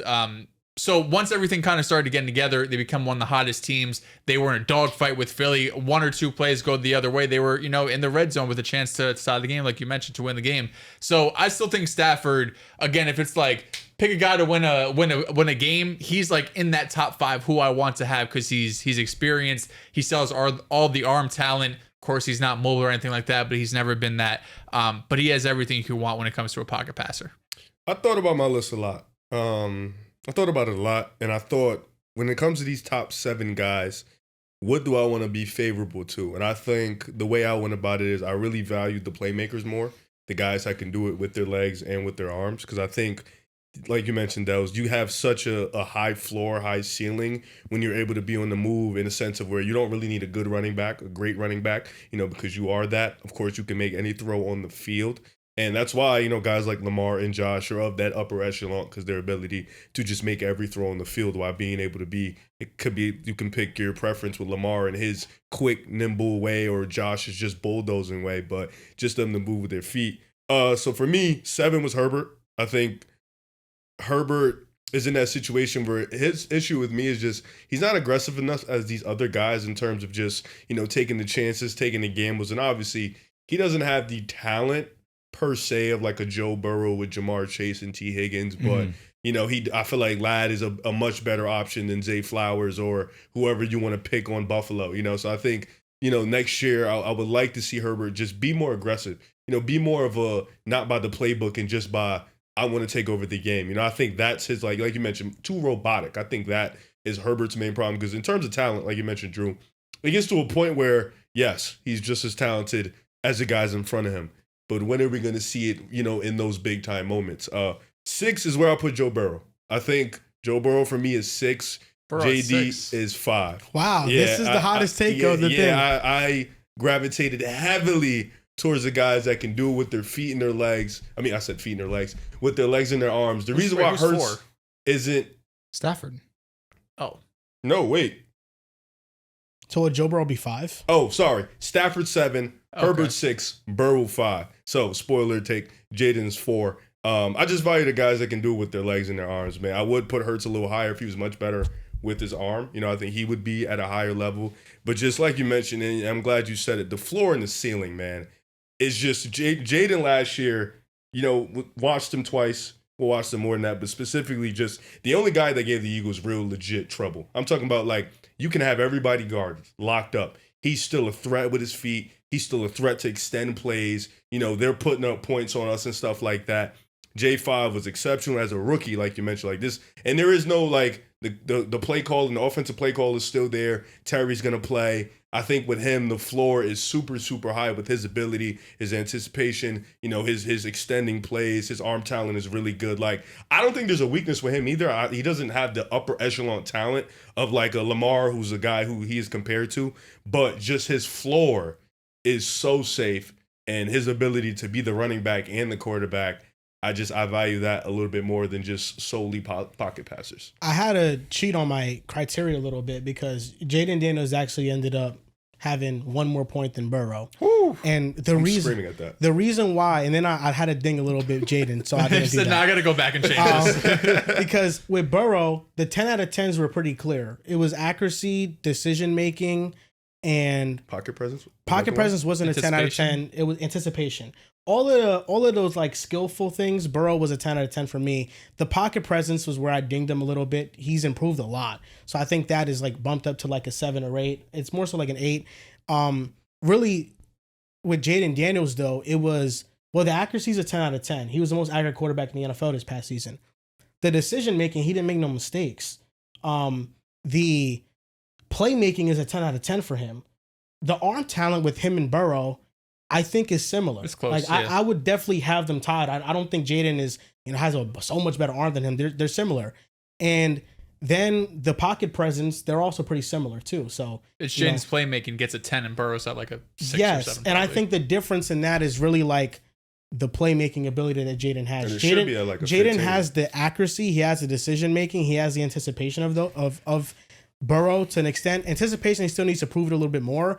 But it is the playmaking factor with Jayden that I do think if you're a defensive coordinator, Jayden is keeping you up at night more than playing against Burrow. Mm-hmm. And I think Jamar Chase made a point of that with Josh Allen. Cooked. I don't know why this is bothering me. I want to let you finish. With Jamar Chase made a point of it where, when you play against Burrow, you're game planning against the receivers because more so, Joe Burrow's going to kill you from the pocket. Yeah, that's what he does. And he is a playmaker, and that's why, Joe Burrow to me is not a bad playmaker. He's an exceptional playmaker. I think Jayden and the Lamars and the Allens and the Mahomes are 10 out of 10s, but I think Burrow's an 8 or 9 out of 10. I think he's that exceptional as a playmaker, but he can't get loose and can't be your rushing offense. And that's where I think the separator is with these other guys where, you're not wrong in where you assess Jayden and how he needs to prove it again, because that is ultimately why I cheated on my criteria and I put Burrow ahead of him because, Burrow has led a team to back-to-back AFC championships. Yep. He's made a Super Bowl, and people ding Burrow for the 2022 or 2021. Was it 2022? It's 2022, right? The loss against the Chiefs? 2021. Oh, they dinged Burrow for the 2021 playoff run because his defense played exceptional. He carried. Evan McPherson too. He cooked. But I did the numbers, and the Commanders' defense averaged just as many turnovers per game as the Bengals defense in that run. See, that's the argument I was going to use for Burrow against Jayden this season. Yeah, you can argue Jayden was more clutch. Statistically, that favors. However, comparing defenses, I'm not saying the Commanders were world beaters. They were better than the Bengals. It's Jaden's path was tougher. It's in the This past which year. way? Because he has to play. Burrow has to play the Ravens Raiders twice. No, I'm sorry. I'm talking In about the Burrow playoffs. go in the playoff Oh run. no! Oh, I agree. I'm going off No, this season. I disagree. You think the Bucks, the Lions, and the Eagles? Well, the Titans were the number one seed, comparable to the having Lions. to just Lions beat were the banged Chiefs up. is more difficult than that run. He's right. He's right though. Wait, They played the 2025 Eagles? They In didn't that beat No, he them, didn't bro. beat Oh, them. I see No, what you're I'll be saying. I honest, see what you're saying. He's Pardon me. absolutely I spitting. get The it. first, No, I know I the get it, first. I get it. I'm And he just saying also in came those back first against two the games. Chiefs. I was thinking They were the- down. I was thinking Yeah, the yeah. year they lost, and that's what I mean. They were down 21-0, if I'm not mistaken, or 21-7, whatever like it that, was. yeah. And they came back and won 24-21 in OT. And they valid, beat that's the valid. Bills on the road in the snow. No, that's valid. That's valid. I was thinking in the year they lost. So yeah, that's why I do think, Yeah, I'm thinking about facts. Because think- the games that that were Yeah, yeah, similar. They both played the Eagles. The Bengals got smacked. This is when Jalen Hurts played. Jayden had his worst game of the season against the Eagles. They both lost to Pittsburgh. It was a 28-27 loss for the Commanders. The Bengals lost 42-35. And yes, Joe Burrow did have a bad INT that in a way lost them the game. Mm-hmm. Burrow was going tit for tat. There was not much more he could do. They lost to the Chargers as well. Another game where they're going tit for tat. McPherson missed two field goals that game. And I think there was another game late in the season where Well, against the Ravens, if McPherson had a chance to win the game and missed the field goal too. So I was just looking at it, so I don't want to I be will wrong. say the one knock in Burrow's like near perfect season last year was that in clutch moments he had errors. Like against the Chiefs, the defensive pass interference is what I think lost them the game, but he also fumbled and Chris Jones recovered it and the Chiefs scored a touchdown because of that. He also threw an interception late in the Ravens game when they were up by a touchdown, and that led the Ravens to tying up the game. Like there were moments in the clutch where Burrow could have been like, basically we're asking Burrow to be perfect. Literally And 11 out of 10. And that's why I don't think it's fair, because it was basically asking Burrow to be the most perfect he can possibly be. But it was unfortunate that those moments late in the games happened. And I do think that was like, if we're just comparing like the wins and stuff, that's where Jayden's season in the fourth, he was that perfect, for them to win those games. So that's the only thing. But Again, in these losses to Pittsburgh, he threw for 309. In the losses versus the Ravens, he threw for 392. And in the second game, he threw for 428. They lost 35-34. Get better. And then you could argue the most must-win game of the season versus the Broncos, he throws for 412 yards. yeah, against number one ranked defense at the time. I just want to throw a little bit of respect onto Burrow in that regard. yeah, Here's my number 4. Go talk to these guys. I mean, man. Go talk to these guys. It's ridiculous. well, I have him at number 4. Oh, I mean, yeah, but you had to go back and fix some of your grading scales there. You should have never said that. You should have kept that to yourself. No, because man. I think attribute for attribute, I mean, Jayden has the The attributes. thing is, Jayden clears when it comes to a playmaker, so Burrow needs to make up 3 to 4 points in other areas, and it's See, going to be hard This to. is another thing that I would say. In their primes versus last season's rookie Jayden Daniels, would you rather take Drew Brees or Jayden Daniels? I mean, it's Breeze. Yeah, I would take Drew Okay, Brees. but Drew Brees is not this playmaker, right? Well, I would have I'm to taking take the- I'm Burrow taking the or hard one. Jayden No, too. Yeah. understand. But I'm saying, no, off traits alone, off what your criteria yeah. was, off that criteria, Jayden Daniels is the better player. Mm-hmm. But you're not, and I agree with what you did all at the end of the day, taking Burrow over Jayden, but you're not taking Prime Breeze over what Jayden just did. You're not taking Peyton Manning. Would you take Ben Roethlisberger at his best over Jayden Daniels last season? Probably You're taking Big Ben, correct? Ben at Okay, his best. I'm It's- not going to say close. Peyton Manning. I'm not going to say Tom Brady for obvious reasons. But again, it's just because you aren't this playmaker. You can have a better You season can than still somebody, be though. great. And I think that I don't want to. I say all that to say I'm not going to knock Burrow underneath Jayden just because Jayden is the more gifted athlete. So I think Where do you have Burrow right now? Burrow is 4 for sure. What? Who had a better season last year, Burrow or Josh Allen? In your opinion, fuck the MVP, fuck everything else. Well, it's Josh. Forget the MVP. In your opinion, who had a? Because you said forget all the playmaking stuff. It shouldn't matter with the legs and stuff. So if it shouldn't matter to you, Burrow should also be higher on your list. I think when you take into account the lack of help on top of the weapons around Josh Allen, plus he is one of the best passers, arguably the best, and on top of it, he is the second best rusher in football. Maybe Jayden surpasses him after this year. Who knows? I think you take all that into account. Yes, I think slightly I would lean Josh. And on top of it, he doesn't have Jamar. He doesn't have T. Higgins. But he was tasked with doing so much last season, Joe Burrow. Jayden, though. He was. And he was a rookie. He was a rookie amazing. being tasked with doing all that. I'm not slighting Jayden in this regard. And he led a better team offense. Burrow has a track Burrow had record that nothing on defense. I can't. He had nothing on defense. Burrow and Allen it's closer because Burrow and Allen both have multiple years of playing like MVP. Well, no, Jayden has this my 1 point year. being is if you're saying forget the playmaking, just like because you talk about Drew Brees and Jayden, you're like forget the playmaking shouldn't be over. If that's the case, the consistency should be across the board. But the with Joe playmaking Burrow. can be different things too. Because you think Joe Burrow had the best season last year. No, you could argue. I think the best season last year was number 8. Here's the thing. And this is where I think you brought up a good point. The eras are different, and the quarterbacks back then couldn't play make at the level the quarterbacks now can play make.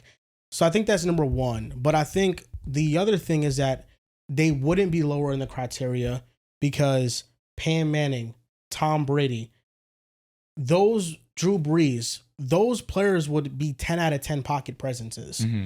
And Burrow, to me, is not that. He has improved drastically. He went from his first couple seasons to being 8% sack rate to now he's at 6%, which is very good. Like, it is a big upgrade over where he was before, but that'll be the difference. And I think it's the fact that, it's the arm talent with Burrow. Like, I think Peyton Manning had a better arm. I think, Drew Brees probably had a similar arm than Burrow. And the playmaking could be different things. The playmaking, because Burrow's not a bad playmaker. It's not like Jayden is a 10 and I rank Burrow as a 5. Burrow was like an 8 out of 10 playmaker. And he's right up there. They're all playmakers. I just think when you got guys who can, get you a 10, 15-yard pass and attempt and also can break off a run for 15 and 20 yards. But it's just I prefer, like, and this is just probably a preference thing, but I look at that and I think that to me right now is more valuable than the sole pocket passers. Before we keep going on a tangent, the top 4 is easy. So who do you think is more talented, Burrow or Jayden Daniels? I mean, when you're taking playmaking into account, that's just a whole area that Joe Burrow doesn't compare to. He's limited. You know what I mean? And I also want to say this because I've been very consistent on this from Mark as well. That's the most talented football player in the league. Yes. Lamar. Number 8 is the most talented football player in the league. That does not mean that he is better than Mahomes. And again, between him and Josh, it's a coin flip. Talent is a lot like, it's like arm talent. You know what I mean? It's like you could be talented, but quarterback goes so much beyond talent. You know what I mean? Like Joe Burrow is a better quarterback than Jayden Daniels. Yes. It's really difficult for me. Like 1 year of Jayden to just throw over Burrow, it's tough for me. Because we saw Joe Burrow did everything in his power. Well, you're banking on he's going to continue to do that. Sure. That's and what I think that's because with the young guys, I feel like you got to do a little bit of an extension of just, progressing and it's forward. Not just talent, because if this was just talent, Herbert would be rated higher. I think Jayden's over Herbert. So let me also say this, because we say that number 9 gets a veteran tax talking about Stafford. Are we already saying that last year's Jayden Daniels was better than what Stafford ever was? No. I think there's a difference between... I asked that because you already were willing to put Jayden over Burrow. Yeah, because I think that Burrow last season arguably had a better season than he ever had. I think there's a difference between having a better statistical season than somebody and not being better than. There's a ton of guys on the list. Baker Mayfield had a better statistical season than Matthew Stafford. Okay. That's a fact. Fair. Jared Goff had a better statistical season, probably than a lot of guys in back-to-back years. But that doesn't mean solely I'm gonna say, all right, just because statistically he had a better season, one guy is better. Burrow is more than stats. No, I'm just saying. I'm saying in general, the situation. If you think about it, it's not like on offense. It's not crazy. Washington's offense isn't this world beater. Of course, they have Scary Terry. The way we view Scary Terry, we're probably looking at that offense like, all right, it's all right, but it's Jayden definitely elevates. He's carried. The Bengals have better receivers. Yeah, and Burrow elevates to a degree. Do the Bengals have a better running back too? Chase Jayden's the running back, Probably. so no. Yeah, fair. I mean, yeah. I mean, Brian Robinson is kind of Chase Brown's a great receiving back. I don't think it's like a rusher. He's anything special. I think the areas where Jayden was better situationally was offensive line and play caller. Those are the two areas where I his think play calling he had a was better really good. situation. Burrow had the better receivers and he had a better back. Even though they weren't an efficient rushing offense, Chase Brown is just more talented than anybody the Commanders had last year. But I do understand your point about it. I wouldn't put Jayden over Burrow because I think it's hard to just give Jayden, and that's why I didn't do it. It's hard to give him top 10s across the board in anticipation, accuracy, and decision making when he's only done it for 1 year. Yeah, that's So fair. for me, like accuracy, I gave him a 10 out of 10, but decision making was like, okay, this is 9. Like the anticipation was, I only seen it for 1 year. I can't already call him a better anticipatory thrower than Joe Burrow. No, I think that's fair. And I think that's why it's a hot take, because I think Burrow has given you 2, 3, 4 years, 5 years of steady quarterback, top of the league play. I think the same thing can go for the obvious top guys. It's just, you look at Jayden, you look at what he's done. You look at the type of not leap, I don't want to say, but you look at the type of backpacking he did for the Washington Commanders. You look at what he can do with his legs, what he can do with his arm. You look at how smart he is as a player. You look at the playoffs, like you mentioned, he went into a playoffs and he didn't miss a beat. I think it's, and then you mentioned it, you don't think he's going to drop off. So if you don't think he's going to drop off, you got him at 7. Jayden breaks a lot of what the norms He of does. going and into it's, quarterbacking and it's a scary lists process take. because these guys, like CJ did it last year. He broke the norm, You're right. had an elite rookie year. So we were like, damn, where do we put him? It's a puzzling thing. And Were you Jayden's gonna doing the same were you thing. gonna put CJ over Joe Burrow last year? I couldn't because the way I did it this year, I factored the playmaking a ton into it. And I think, like you mentioned, CJ, he's not a statue, but he's a guy where he's not a all-world beater with his legs. He doesn't have that playmaking. Yeah, Jayden is. Jayden is of the Lamars and the Josh Allens. for sure. He's like, and we talk about Kyler Murray all the time and how talented he is. But he doesn't have the requisite height, the accuracy, all that stuff like that, the consistent play-by-play. You know what I'm saying? It was amazing. I pulled that shit out the ass. Yeah, Jayden is a Out the Jayden is a ass. 6'4" Kyler who can throw in the middle. field. Literally, like if Kyler was 6'4", What if where the Kyler fuck was would we great? have him? What if he was Probably just one? great at football? what if he was a great Yeah, quarterback? like if he was Jayden 6'4", Daniels. K1, we're putting him with him. So that's, this. He was this close to being my fantasy quarterback last night. Yeah, I definitely cheated though. It's definitely with Jayden. It's definitely a little bit of, little You're just progressive. expecting him to continue doing For what sure. he's doing. I do too. I expect it to be I said, higher. who doesn't? But I'm assuming that we're trying to take what last year gave us, but also be, what's the word I'm looking for here? At least adjust to what other quarterbacks have done. Yeah, I think that's fair. I did it with CJ last year. Jada had a better year. He's a better player. I think Jayden, he could definitely enter that tier. Easily. He could, Yeah. you know what I Easily. mean? He does what he just did one more time. Yeah, he's in the tier. The most he did what we've been praying for Justin Herbert to do in fourth quarters his whole career. correct. I think the two most talented quarterbacks in the league right now are Lamar and Josh. I think obviously I'm not sliding Mahomes. I just think that it's those We could two slide Mahomes. and I'm not Mahomes. mad. I say that to say He's J5 is he right there. can be what Lamar is. He can be that because he's a better passer already. And me saying that means Jayden A Daniels better passer than Lamar? than I'm just was saying when he was coming out. coming out. No, right now it's this guy is again. It's the three guys and no, 4 guys really. And just let me clear this up. You're by no way, shape, or form saying that Jayden is more talented than Mahomes. He definitely said that. no, I'm saying he can be. Why? No, can Dales be. is saying that for The sure. the gap Not in now. the gap in their arm talents is massive. No, it's astronomical. Yeah, it's huge. massive. It's pretty astronomical. huge. Allen and Lamar.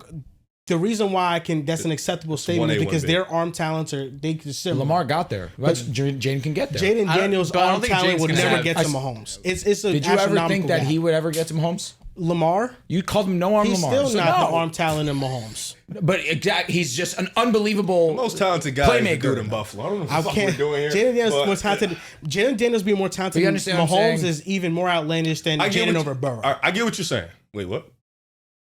I don't know Yeah. if Jayden will be more talented than It is Mahomes. more outlandish than that. Yes, Yes, because absolutely Mahomes it is better is. than Burrow.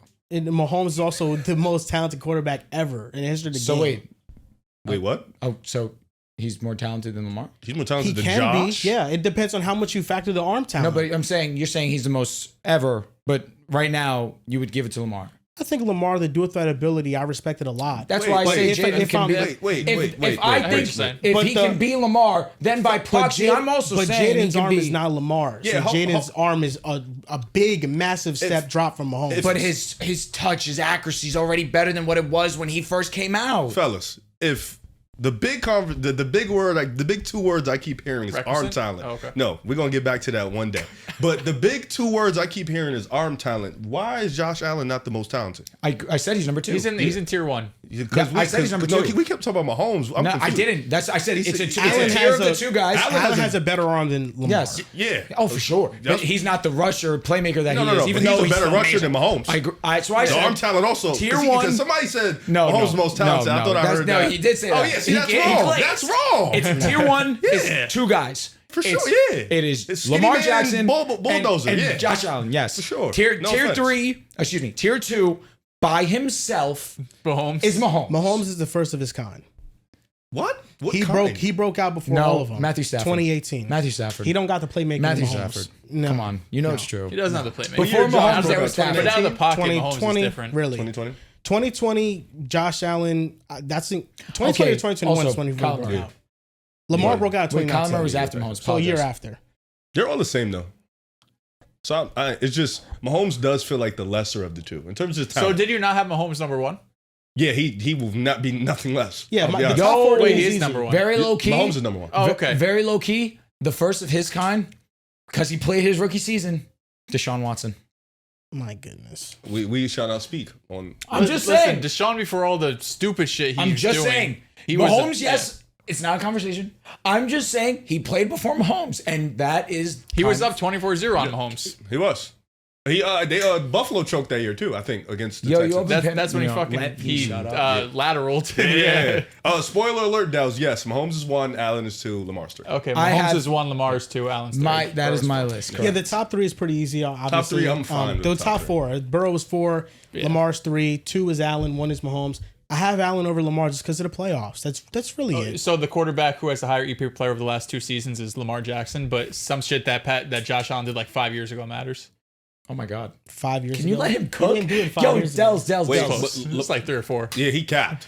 I know. And It Lamar. was like, No, what, he was, 3 years ago? he was using hyperbole. yeah. Because He this was is using Lamar's hyperbole. first good playoff run ever. No, the last 2 years, Lamar Jackson is number 2. Jayden is number 1, but I guess if you're taking quarterbacks who have played the last 2 playoffs, Lamar Jackson's number 1 EP And it's play. being That's heavily fair. skewed by his first playoff game he plays in each one of those runs because he wasn't good against He the was Chiefs. better in than the- Josh Allen. When? He was- Chiefs last year? Yeah. Josh was better. No, I'm saying Oh, against this year. Josh Oh, versus Lamar, 1-on-1. In the Oh, Chiefs yeah. AFC Championship game, Lamar Jackson did not play well. Yeah, fumbled. And then He fumbles all the time. Zay Flowers fumbled, not fucking Lamar. I do think Lamar- he He might have fumbled No, it in was that the game Lamar too. INT. It was Yeah, Lamar yeah, He INT. threw it. And He triple basically, coverage. basically, he turned over the That ball. was terrible. He turned the ball over again. I wanted to throw up when he did that. And I Control do it, think he was great against the Bills in the second half, but in the first half, he had 2 picks. It's a shame. Yeah, it's nice. Josh Allen could just game manage 150 yards his way to a What win. the fuck else he's gonna throw the ball to? stop. Dells? Josh was mad mid against the Raiders. He was average as What was fuck. he gonna do? What did Be you want him to better. do? What did you want him to genuinely do? Be Throw it Josh to Allen? Keon Coleman and shit? And Dalton? You think He Dalton did that against the Kincaid- Chiefs.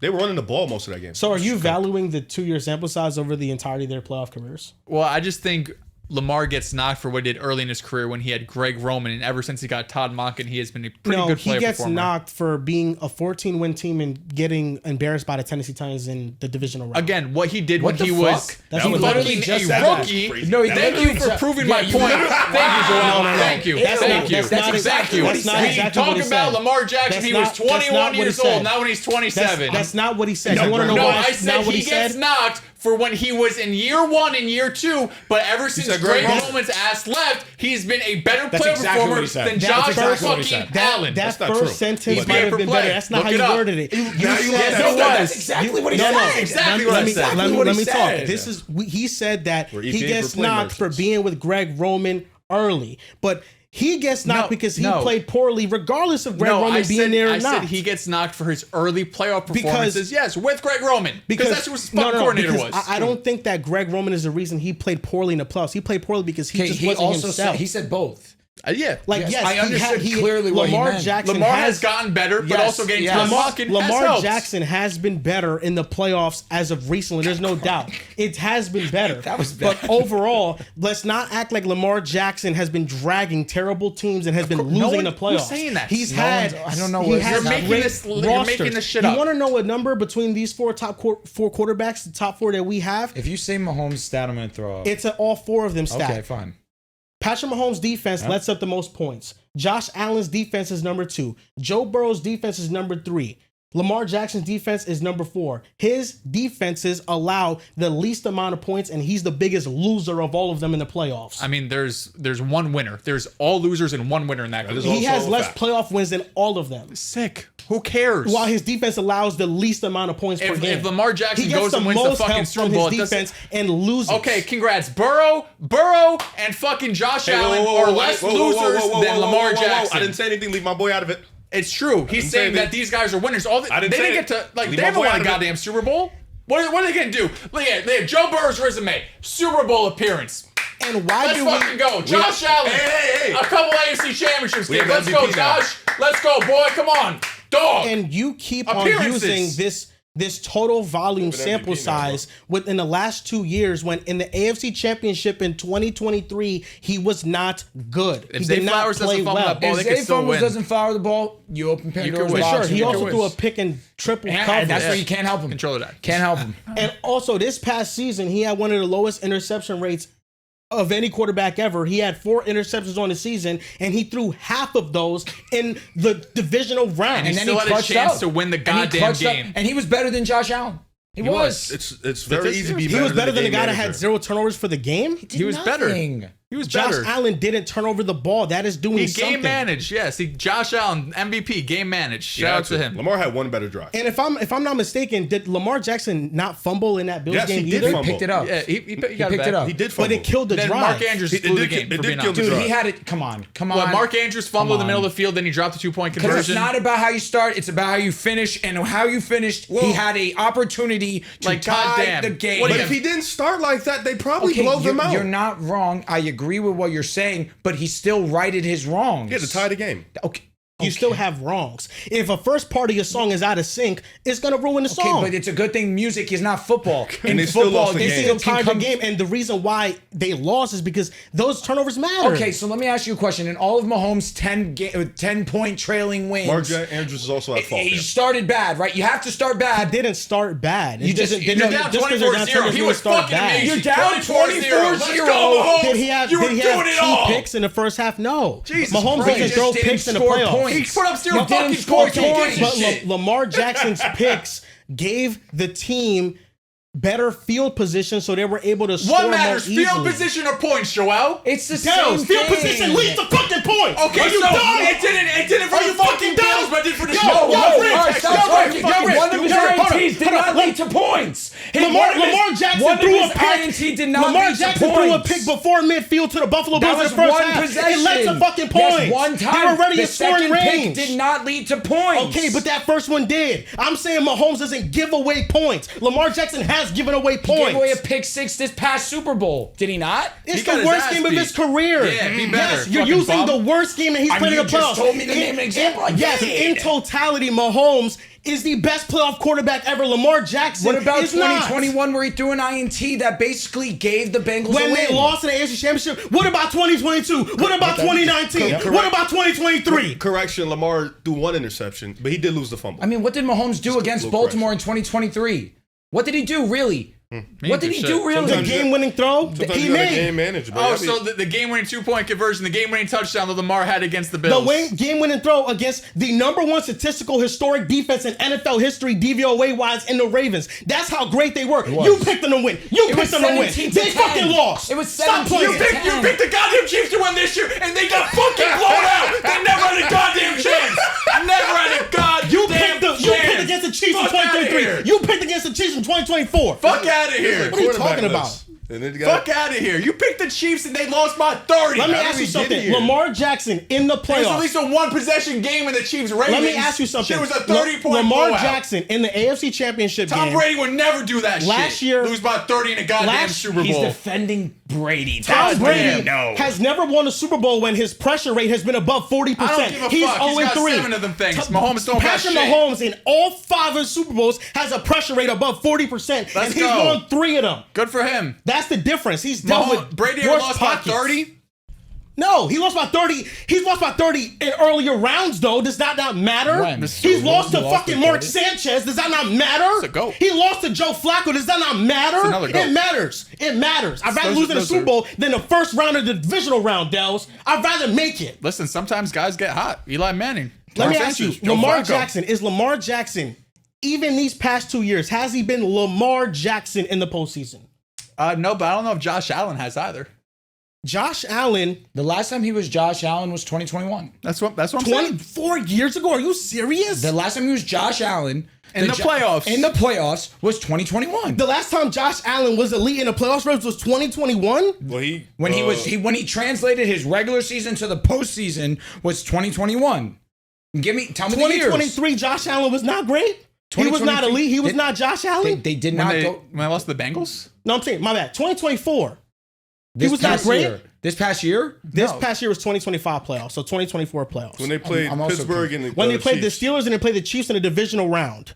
they ran the ball a lot. That No, game. I didn't think Josh He wasn't he anything wasn't crazy. amazing.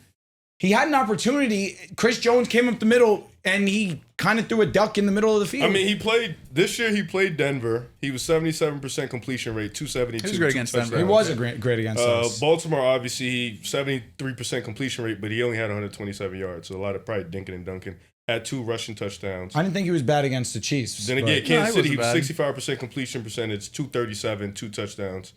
And yeah, so I don't think. But that's not a knock to Josh. It's just Nah. it's hard to be your regular season dominant self. The only one we've seen do that relatively consistently is the guy we all have at the top spot in Patrick Mahomes. Well, I mean, also hasn't had a receiver, you know?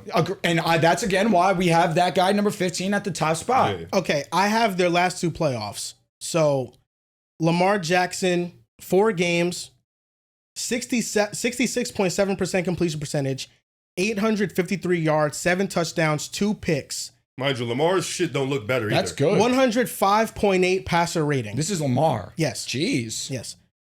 Josh Allen, 5 games, 69.5% completion percentage. That's great. 1,025 yards, 8 touchdowns, 0 picks, and a 106 passer rating. Okay, pretty comparable. I mean, Lamar had a game this year against Pittsburgh and a game last year against Houston, similar to what Josh did against the Ravens.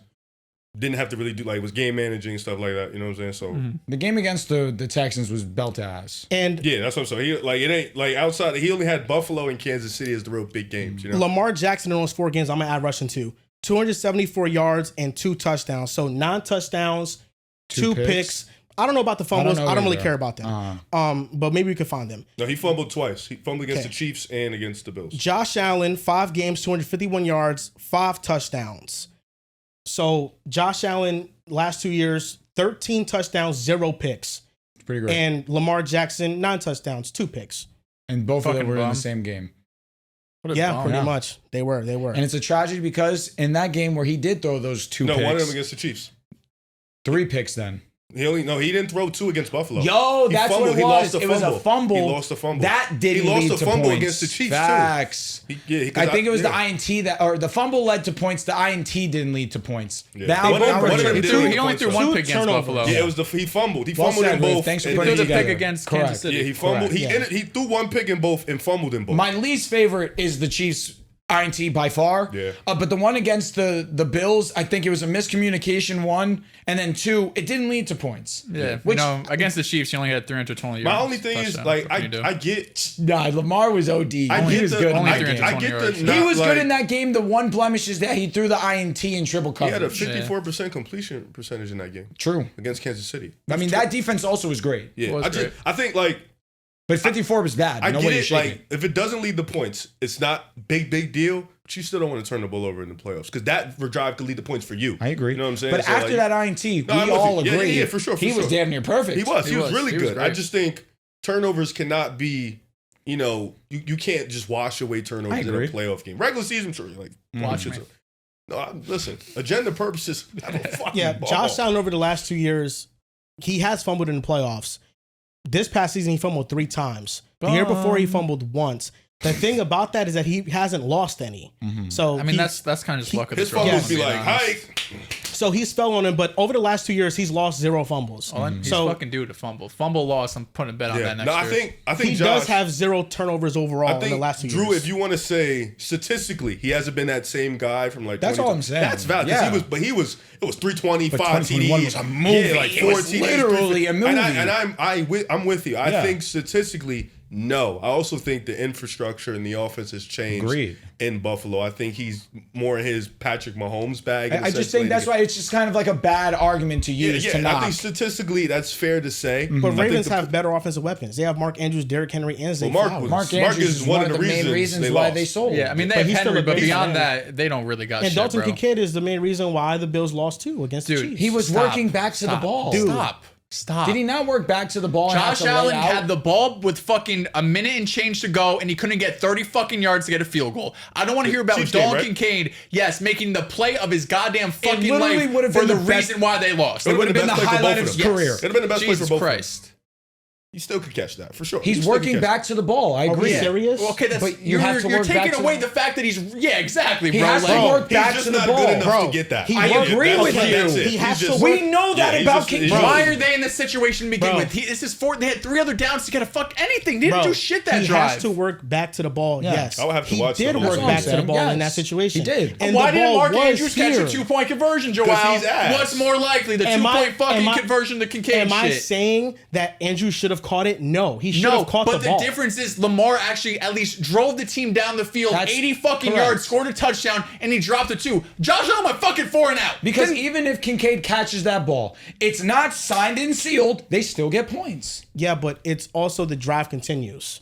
I agree with that. I'm saying the it's drive not signed continues and that sealed. had nothing on first Correct. down, nothing on second down, nothing on third down, prior on fourth A down. miraculous fucking play that you tip your cap to Josh Allen and Kincaid if it were to Okay, complete. and I think that But that this sequence was terrible play calling. But this play from Mark Andrews was signed and 'Cause sealed. You're scoring 2 points. yes, and you go into overtime, and you might still You lose could the game. you Yes. could lose, but it's a toss up. But at minimum, I understand that. he gave them a chance. I understand that, but it's not a game losing play.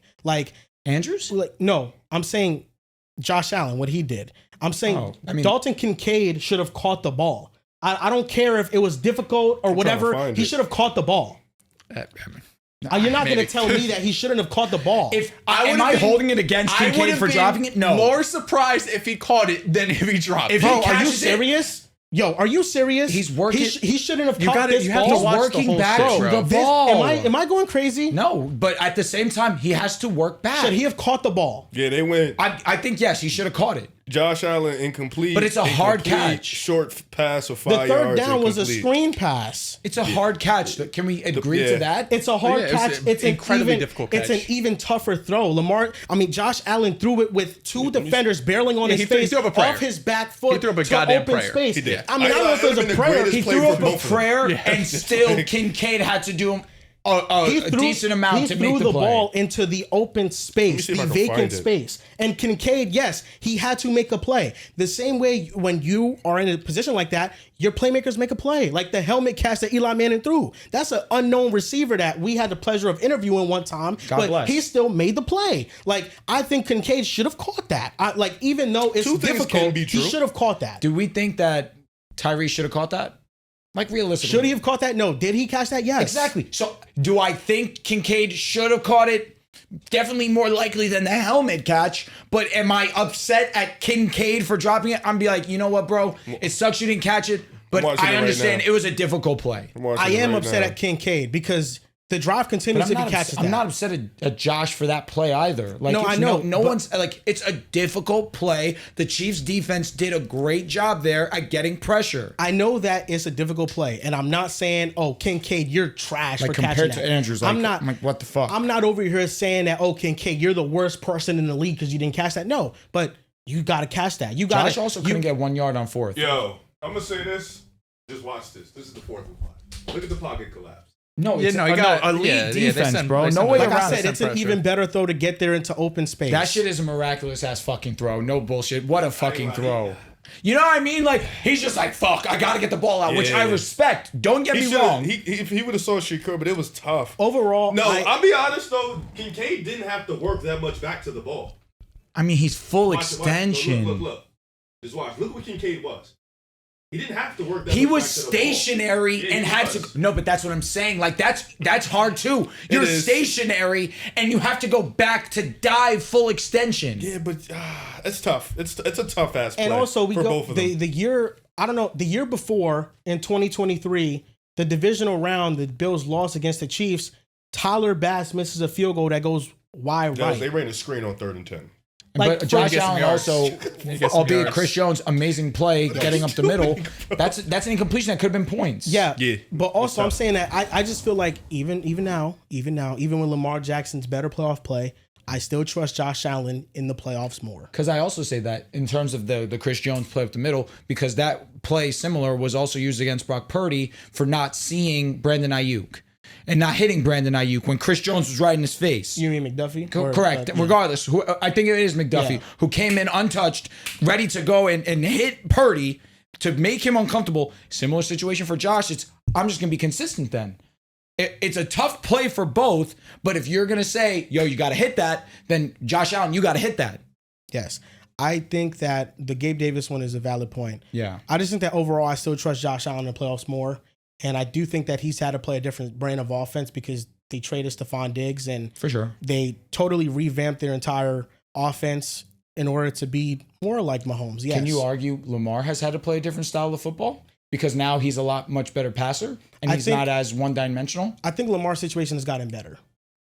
I agree because of Monken, without a doubt. Monken, and of Derrick course, Henry. Derrick Henry. Yeah. The ascension of Zay Flowers. Zay Flowers, ascension it's of Zay bittersweet He's good. because He's good. He's a fine player. as much as I like good. Zay He's like Flowers, Khalil Shakir. he's also a blemish for the Ravens losing the game in the AFC Championship. I also think Khalil Shakir. I know it's a great. I think it's a great shot because I think Khalil Shakir is awesome. they're I both do good. think Zay is And James comfortably better than. I No, think I'm saying, Zay's better for I'm sure. saying in the sense Cook. of just like Yes, it's we can't overlook it's not It's not an overwhelming elite yeah, weapon. it's not a number Yes. one, but it's good. It's marketable. It's cool. You know, he's gonna make some plays, some flashy shit, but you're still looking for an upgrade for sure. Yes. like that's all. Zay Flowers. And that's why they good signed player. DeAndre Hopkins.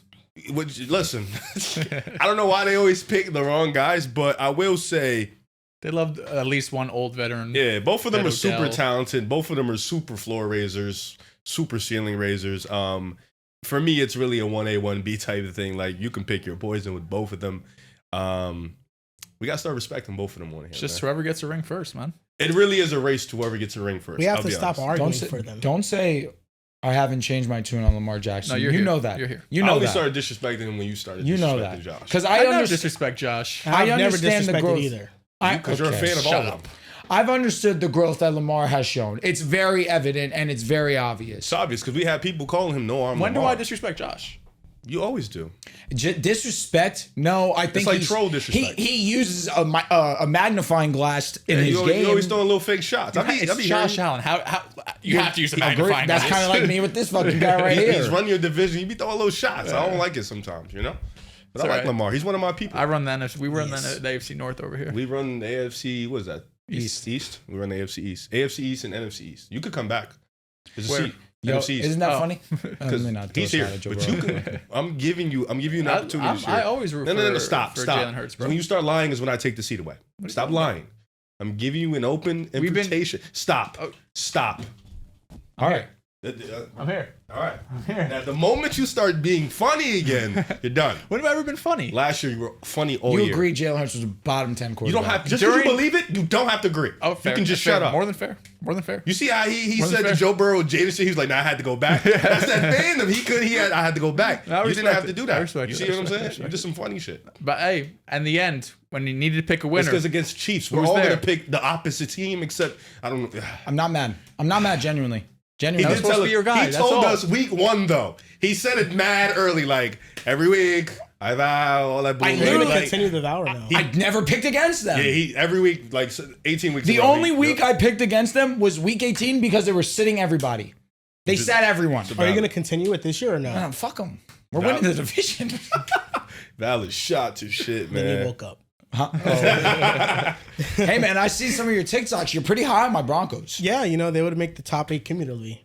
Without doubt. Yes. They're locked. So this was a great conversation. I think we can end the podcast here. We Okay. can finish off the power rankings next episode with our division NFL predictions. Nothing like a one topic 2.5 hour pod. Honestly, Top was 10 a quarterbacks vibe. are gonna do let's that. start too. doing that, It man. was a vibe. We don't need to be here 3.5, yapping it the hell up. You That's know what the I'm saying? issue though. We know who we are. We know how to do better Especially- than most.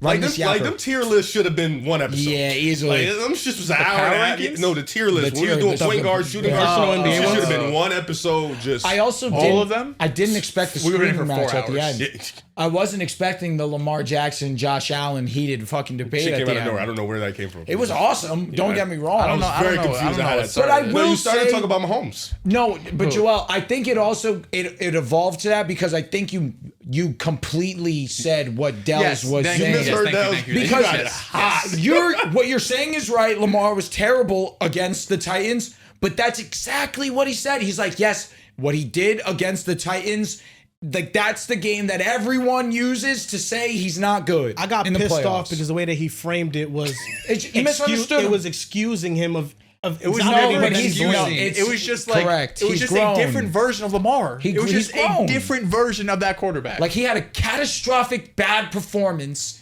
and he's grown since then. But this is why I hate this. I'm gonna piss off some people. I hate the Greg Roman disrespect sometimes because Greg Roman. This is the same coordinator that Lamar Jackson had the most efficient quarterback season all time with in 2019. is it more And efficient than last year that he just had? It actually was. But like all right, pass rating wise and stuff. throw away advanced analytics. Lamar won unanimous please. MVP that year. This was the best regular season of all time. No, it but wasn't. you- Not better than Mahomes in 2022. I'm not getting to scream match over that. Mahomes had more total yards than him. Would you agree that Greg Roman's passing scheme and Yes, what he brings I is do agree with mediocre? that. Yes, I do agree with that. were so I close to the end of it. I also saw Greg Roman go to the Chargers this past year and have an efficient offense with Justin Herbert, and Justin Herbert thrived as a passer in that situation. And even though Greg Roman, towards the latter of the Ravens' tenure, was garbage, was trash. 2022 was abysmal. Even 2021, yes, Greg Roman was so ass. But 2019, he wins MVP. He is the unanimous MVP. And then he struggles mightily in the second round of the playoffs. Like how many This times was has Lamar Jackson's first year like, starting. how by many the way. times has Lamar Jackson been favored in the playoffs and lost? Was it a good amount? Twice? A good amount of times? He's been favored 80% was of favored the against times in the Buffalo. playoffs. No, but he's lost legit. Well, he's been favored Against the Titans. 3 times.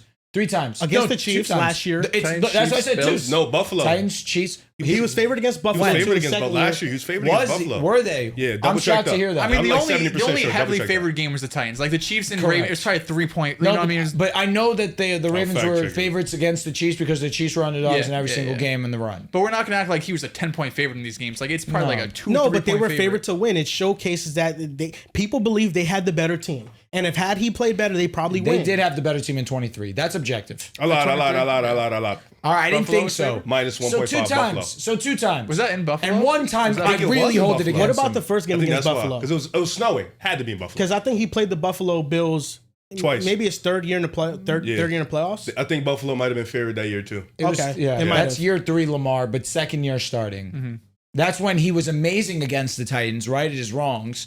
Yeah. And then he was. But you are correct. The 2 major blemishes are the 2 teams that we thought were stacked to the brim last year, and then in 2019, and he lost both Oh wait, I'm It's looking just- at that's the regular season game. Sorry.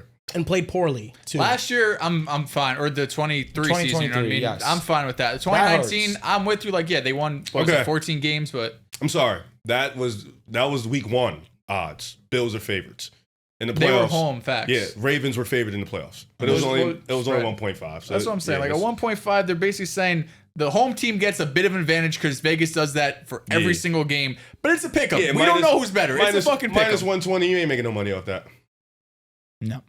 No, you're not. Yeah, it was in. This was in January 16, 2021. The Bills beat the Ravens 17-3 in the AFC Divisional playoffs. Yeah, no, That that game was a was terrible disgusting. game by Yeah. the Threw Ravens the and pick in Lamar. the red zone. Yeah, Pick the six in Bills the red zone. they had a better record that year, so I'm just gonna assume they were favored. But yeah, those two big moments where they were favored. Now I think last year hurts even more than anything. The Ravens were historically great. There's really no weakness you can really outside of receiving room and the running back because they didn't have Derrick Henry yet. That is what you can point to. But overall, he's had these moments where he's been favored. Everybody says they should do it this year, and that's where I feel like more often than not he's disappointed more than Josh Allen in the postseason. Mm-hmm. But that's going to do it for the episode. Top 10 quarterbacks. We'll finish off our contender power rankings next episode. And division rankings for every division. That's going to be fun. We will be on. Probably will be on Zoom. We have to, take our stuff in a moving van, get into that new studio, Should be a movie. And that's going to do it. Make sure you guys support Splash. That is going to be our NFL season-long sponsor. We're very excited for that. And we're excited to play in these contests with you as well. So make sure you guys tap into them in the link in the bio. Thank you for watching. And we'll see you guys next time.